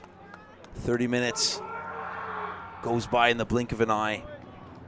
You can hear some very enthusiastic parents from the interior of British Columbia made their way to Abbotsford Exhibition Park. Be here all day tomorrow and on BC Rugby YouTube main channel. And a bit of feeling in this game now, Jake, as we start to see a couple of extra bodies in the ruck, a little bit more feeling in those cleanouts and counter rucks. Yeah, it's both sides. Whoa, voice crack. Both sides know what's at stake here, and oh yeah, we're going back for it, and that is a tough break. Yes, taken back into the 22, then kicked out on the full, so they will not get the gain in ground. The Interior prime opportunity to reply here. And you see Grady Curran, a referee himself, signaling, looking back at the ref, asking about that location. And now we're in a prime spot. If you're interior, you have to capitalize on this line out. And they look like they're going to go, some of the, might be a little bit of a disconnect there, but that's okay. Yeah, finding the target this time is Curran. And Turvey looking to open it up right away. See quite a few referees in this interior side. Jake, Daniel Turvey, one of them. Oh, and a beautiful ball over the top. It's a simple 2-on-1 if he can finish it, and he does not need the support. That is Isaac Harrison. That is Tri-Time Interior. And what a seed from Daniel Turvey. He's had an incredible game and just perfectly weighted pass, and that all just comes off. Clean line out, connect, get Gavin Kelly the ball, and it doesn't look like Gavin Kelly's beating or breaking the line, but what he's doing is actually bringing those, with a little bit of an out carry, he's bringing defenders from the outside on the Fraser Valley in, creating that space, and Daniel Turvey just with a well-weighted pass right over top, and interior is back on top. This game has everything, Chris. Well, it didn't have the risk factor of the Riley McDonald miracle ball, but a well-weighted ball, perfectly finding an in-stride Isaac Harrison on the right wing. And a very important conversion. Once again, in this tight affair for Turvey. To bring it out to more than a penalty goal. Isn't able to do it. Shrugs the shoulder, gets on with it. Back to the halfway line go the Valley. Game on, Jake. 20 minutes to play. And this is what we want, Chris. Again, you want to showcase the best athletes in these close games and see how they operate and see what they're able to do. And this is going to help head coach Curry Hitchborn be able to select his team when he sees who can handle this type of pressure. As the Valley are taking their time to get up to the line. Riley McDonald goes long with the restart, and the Valley seem to back themselves in terms of physicality and fitness, but this interior team looking like they're no strangers to S&C, and almost saving the ball from getting buttled into touch. Gavin Kelly concedes possession to the Fraser Valley. And I think I get a shout out to Manraj Wandaha. That is quite impressive to see a loose head prop tracking down an athlete like Gavin Kelly. Covers 8 and the wing. I think he might have set the try record, this try scoring record for the Norse this year. But he tracks him down in space and closes it out, and that's a pivotal moment here. Oh, unlucky. Not able to find the target. Once again, both coaches making sure that every line out has someone lifted in the air. That makes the throw have to be straight on that inside shoulder. Outside shoulder, as you can see, referee Davidson tapping, and an opportunity lost for the Fraser Valley, and here come the reinforcements.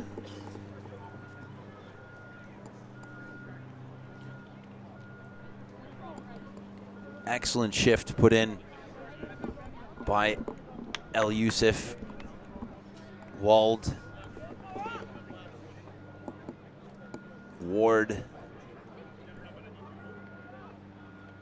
Fresh replacements coming in. You see the shift to this Valley team and how they're defending. Earlier in the game, they had 3 in the backfield, and now they've recognized that Turvey has just been opting to try and play around them. That the interior team backs themselves on the outside against this center and wing pairing here for the Valley team. So now they've shifted.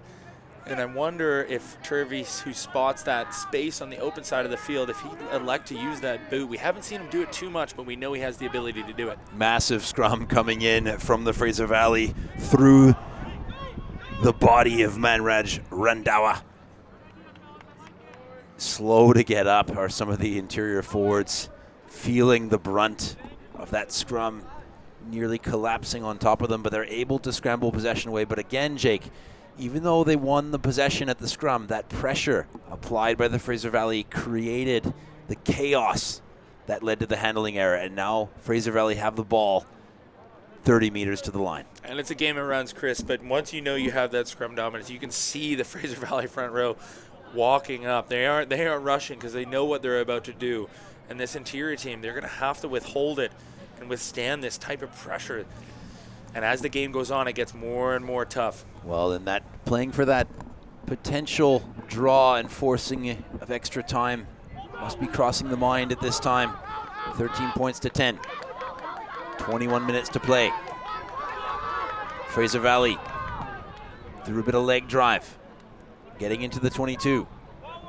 McDonald, nice little inside ball to Fletcher. Interior penalized. Playing the ball on the ground's the call. Yeah, two options here, Chris. Do you go to the corner and go to the line out? Do you opt to take the points? Or do you go back to the scrum? I think that might, and there's the fourth option, the quick tap. Alejo deciding to go the alternative route. And there's a route that's quite simple, and a man who knows it well, Route 1, Bjørndal in that multicolored scrum cap. The Fraser Valley up over the line. Meant in a crunching tackle was Manraj Mandawa. Alejo keeps the play moving left to right. Now snapping back against the grain. Big pass into Bjørndal. Bjørndal, lovely bit of skills from the loose forward. Backing himself to go on the inside is Tristan Fletcher. Almost held up, but Alejo able to pick up the scraps, fall over the line. Try time, Fraser Valley. I was about to say, Chris, if they didn't score that would have been frustrating. Especially Tristan Fletcher definitely had the outside. He could have dotted it down, opted to step inside after a great pass, really, from Bjørndal as well, showing his hands. And they're able to get a try. Alejo dotting it down, but this Fraser Valley team capitalizing on the pressure earlier in the game. They weren't able to string together the phases, and now they're starting to show their acumen, what they're able to do, and we really respond to this interior, the physicality of the interior team. Now, if you're the interior, how do you respond? You try to pin this Valley team deep. You defend, and you get the ball, and then you just hold on to the ball. Well, Riley McDonald with, once again, a very important conversion to push this lead out beyond 3 points.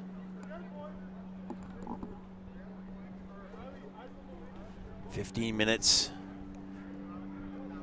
to play."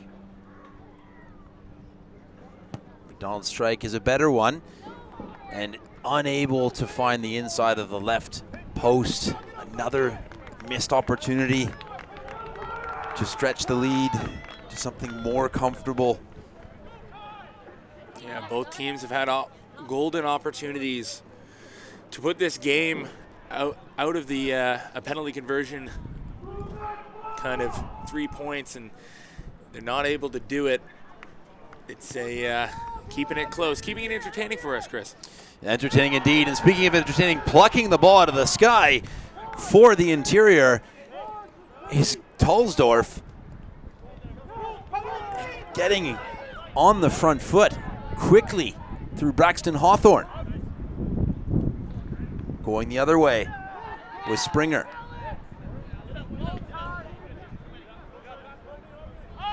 Turvey looking to organize his forwards.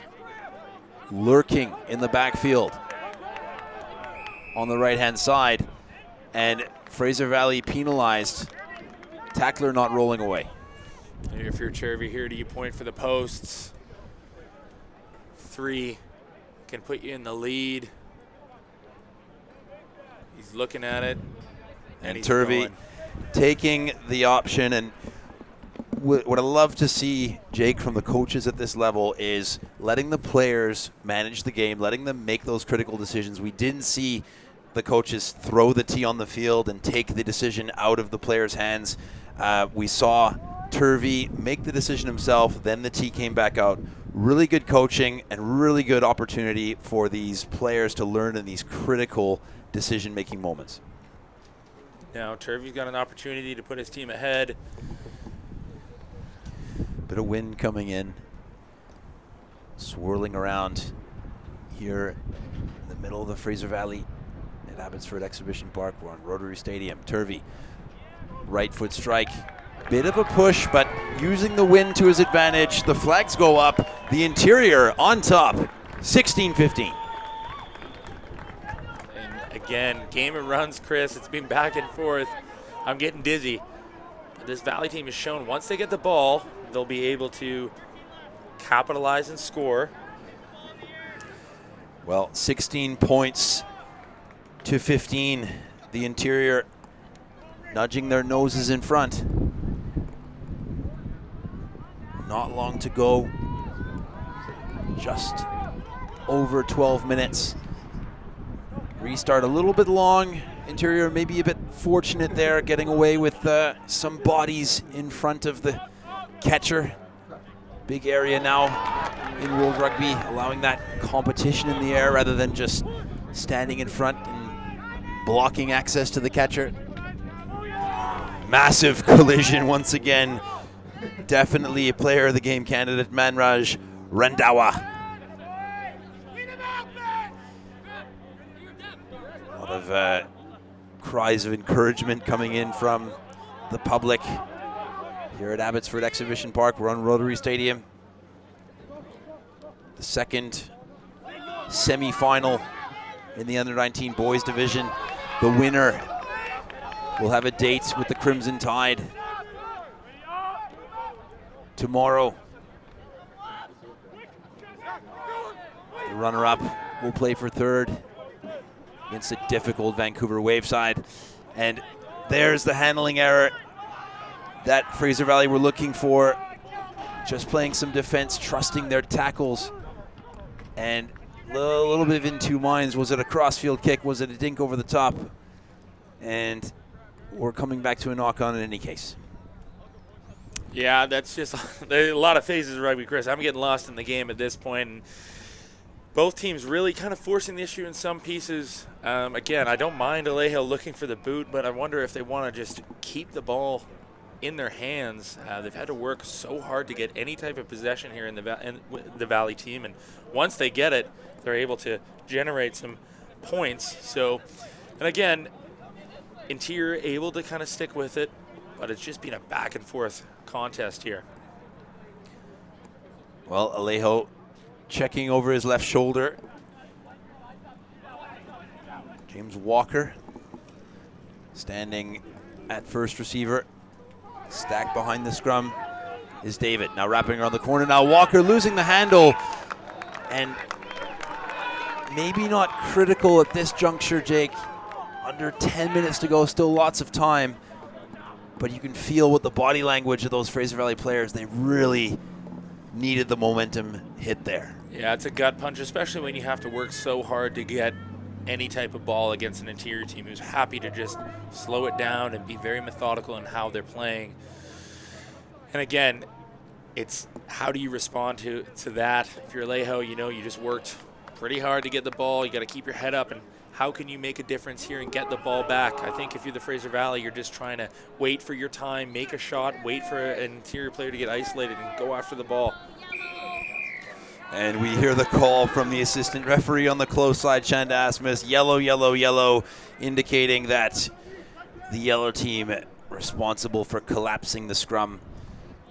Interior rewarded. Big shift of momentum at scrum time, but perhaps fatigue is weighing in to these big Fraser Valley forwards. Yeah, it's hard to keep that go forward going, and they've had a couple shifts in the front row from what the group that was kind of getting them that go forward. But it's a valuable piece for this Valley team. It was one area they could go back to, that scrum, to try and get them on the upper hand. Now the Interior is probably feeling pretty confident here. They know once they've gotten clean ball and the ball into the hands of Kelly and Turvey, they've been able to break this Valley team down. It'd be really important if you're the Valley to try and get Westerland up here.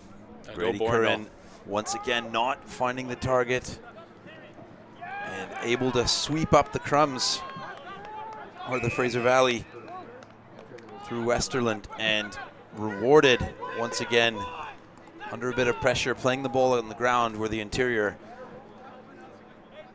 McDonald, opportunity to march his team upfield through the penalty kick to touch. The Valley, Jake, if you're them, do you take your time moving to this line out? Do you speed things up? What's the play? I think with how lineouts are going, you just really got to try and find some rhythm. You know, I wouldn't try and rush anything. There's still lots of time in the game. don't try and force it. For me, I think you just need to get a win. And does a win look like, going to the front and going down and trying to get a maul? Does it look like down and pop? It's just, what is your hooker comfortable with? There's been so many different variances of what we're doing if you're the Valley. So it's just trying to win this ball, Chris. And trying to win the ball, but unsuccessful, is Bjorndal at the front of the line out. Turvey, again, with one of those perfectly weighted wide ball passes. The interior getting to an edge now. This is where they're effective. Left to right, moving those forwards of the Fraser Valley around the field. Grady Curran looking for an offload as always, unable to find a target, so hangs on to the ball. And a couple inside threats there. Nice little deceptive cry for the ball from Devin Peters. Coming into the game, the replacement loosehead prop. Game's starting to open up for interior here. They're really spreading the ball side to side. Scoring now would be an absolute mountain for the Fraser Valley to climb in the closing stages of this second under-19 boys semi-final at the Provincial Regional Championships here on Rotary Stadium Field at Abbotsford Exhibition Park. Grady Curran once again, dominant carry, safely laying possession back for his team. Getting a bit isolated on the second occasion, and rewarded are the Fraser Valley side entry. A bit of isolation, and the Valley Jacklers are rewarded. Tana Watkins, I believe, on the ball there, and that's what he's out there to do, trying to generate some turnovers. A classic open side flanker, but that comes from just multiple tackles and just being able to bend but not break from this Valley team. Is the interior's doing a great job. They're finding a little bit of success down the edge, but the Valley's working much harder now to get themselves reorganized and being patient, and when they're going for the ball, they're able to do it. And now we're going back to a line out, and again, when I say try and win the ball, I think you just keep it simple, Chris. And what's your go-to option? What's your money ball? Where are you going to get the ball? Well, and it's been difficult, conditions aside, bit of swirling wind, but some of these line-out jumpers have been getting into the minds of their opposition, and that's the value of playing at a slightly higher level than club rugby and schools rugby. Is your opposite number isn't necessarily smaller or less experienced. But as they say, pressure makes diamonds. And unfortunately, the pressure got the better of the Fraser Valley lineout once again. The interior poised to hang on to possession as they've been doing all game, starving this Fraser Valley side, clinging to a 1-point advantage. It would be nail-biting stuff for the Watkins family, as we saw Tana again getting into the action. Alejo. I would have gone for points there, Chris. But what do I know? Father Ryan coaching the under-17s on field one at the same time. But for now, it's Tana Watkins' game. The Fraser Valley getting isolated. Terrific turnover from the interior under pressure. We've seen some really good jackals, Jake, but again, it has to do with that support being a little bit slow to arrive. Yeah, across all games today, Chris, there's not been a lot of clinical clear outs, and I think there's just been a lack of support there, and that's leading to penalties because people are doing the work a little bit late. And again, that's got to be very frustrating for coaches Connor Byron and Scott Bowers over there, because you have an opportunity right in front to add 3 points and take the lead, and you opt to go for the quick tap, and it's a high risk, high reward. But now they're looking to try and get the ball back and tail of the tape, right? The line out again. Well, the double knock-on comes in. Nothing seems to be going to plan, but in any case, the Fraser Valley have the ball. The interior, an opportunity to disrupt this scrum. They've already won a scrum penalty, which they've done very well to turn the tables when they were under the pump at scrum time earlier in the game. And if I'm the Valley, I'm wondering if you depending on how this goes, I guess you look to maybe bring back that starting front row back in, and get your starting tight head back in, because that was a big area of dominance and a big TSN turning point, you could say, for this squad. And this scrum can't generate enough pressure to really force the interior to defend on the back foot, and then it's one of their big weapons taken away. Well, speaking of weapons, Alejo has a big blind side to operate with if he chooses to link up with his number 8. Bjorndal, and big scrum coming in from the interior, tilting that scrum the wrong way from the Fraser Valley standpoint, making that distance between 9 and 10 a little bit more, helping that defense get on the front foot. Alejo, a little bit of hesitation now. Bit of nerves creeping in, Jake, for the Fraser Valley. They know they need to score in the next few minutes. Yeah, just baiting them, trying to get into their play. I wonder if they're almost looking for the interior to make a wrong move. Comfortable just getting huge carries from some of their big ball carriers. We'll see here. Well, as we saw last year, the interior coming up big in their semifinal, and a takeout off the ball. Grady Sullivan could be in trouble here. Offside, playing the number 9. And asking that clarifying question, but to no avail. Shot at goal, and that's a very critical mistake from Curran. Yeah, and again, it's just how can you deal with the pressure of multi-phase attack, and that's one thing that slowing the game down for the Valley is allowing the interior to bring that line speed, but it's also just frustrating. You know, you're not having the ball, you want the ball, you're in a close game. You don't want to be in your own end. It's more prone to be making mistakes around the breakdown when you think you can really affect it. And now we've got a big opportunity for Riley McDonald to be able to add these points and take back the lead. Important kick for McDonald. Fortunately for him, interior not allowed to charge down a penalty goal. But in these closing stages, all of these moments will matter. McDonald head down, right foot strike, pushes it to the left, and a 22 dropout. There was a bit of a charge down there, Chris. There was a bit of movement. Referee Davison not being challenged by the Fraser Valley, so must have decided that the player didn't have an impact. But in any case, well, the Turvey going short off the 22 is gifted possession right back to the Fraser Valley.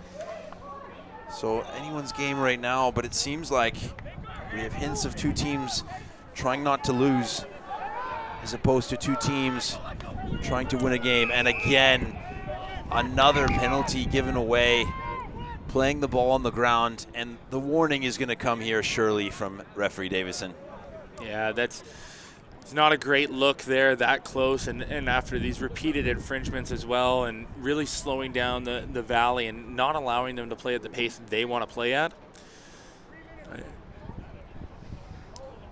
Yeah, just getting the official word from our match officials. All our teams of 4 today done a great job. Referees, assistant referees, technical zone managers, they have confirmed that there are just under 3 minutes to play. And again, I don't want to say anything, Chris, but I'm wondering if the interior player might charge this down again. Well, let's hope for everyone's sake he doesn't. He looks ready to do it. His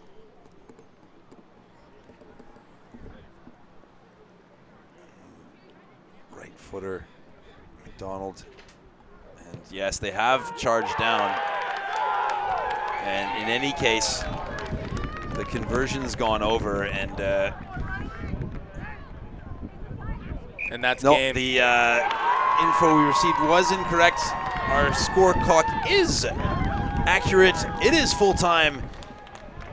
McDonald with nerves on both sides. We saw the attempted charge down penalty goal. In any case, it went over. Great to see these players being put in positions where they can be under pressure. As we said, pressure builds diamonds. Speaking of diamonds, tomorrow we will see maybe not diamonds, but maybe gold. Oh, wow, that was good, Chris. My goodness. I can't wait for tomorrow, and I think, we were treated to some ups and downs today, but a lot of great rugby on display and a lot of athletes here putting their hands up for their respective teams with the Bears, and we look forward to seeing these athletes continue to compete tomorrow as I believe Interior will take on the Wave and Tide will play Valley for the gold. Well, final score here in semifinal number 2 in the under-19 boys division. The Fraser Valley squeaking out with a last-minute penalty goal, 18. The Interior, valiant effort, hanging on a possession for most of the game, 16. The Interior will face off for the third place matchup with the Valley, an opportunity to put their hands on gold. For Jake Teal, I'm Chris Asmus. We will see you tomorrow.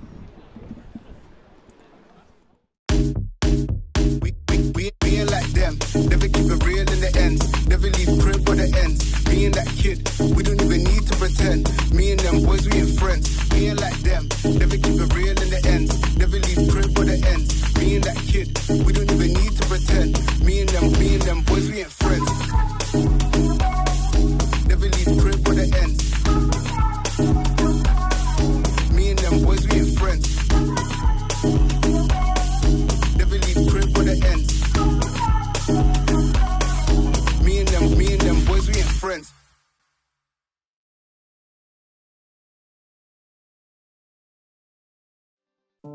It starts here. Precision in every detail. Focus locked. Trust your strike.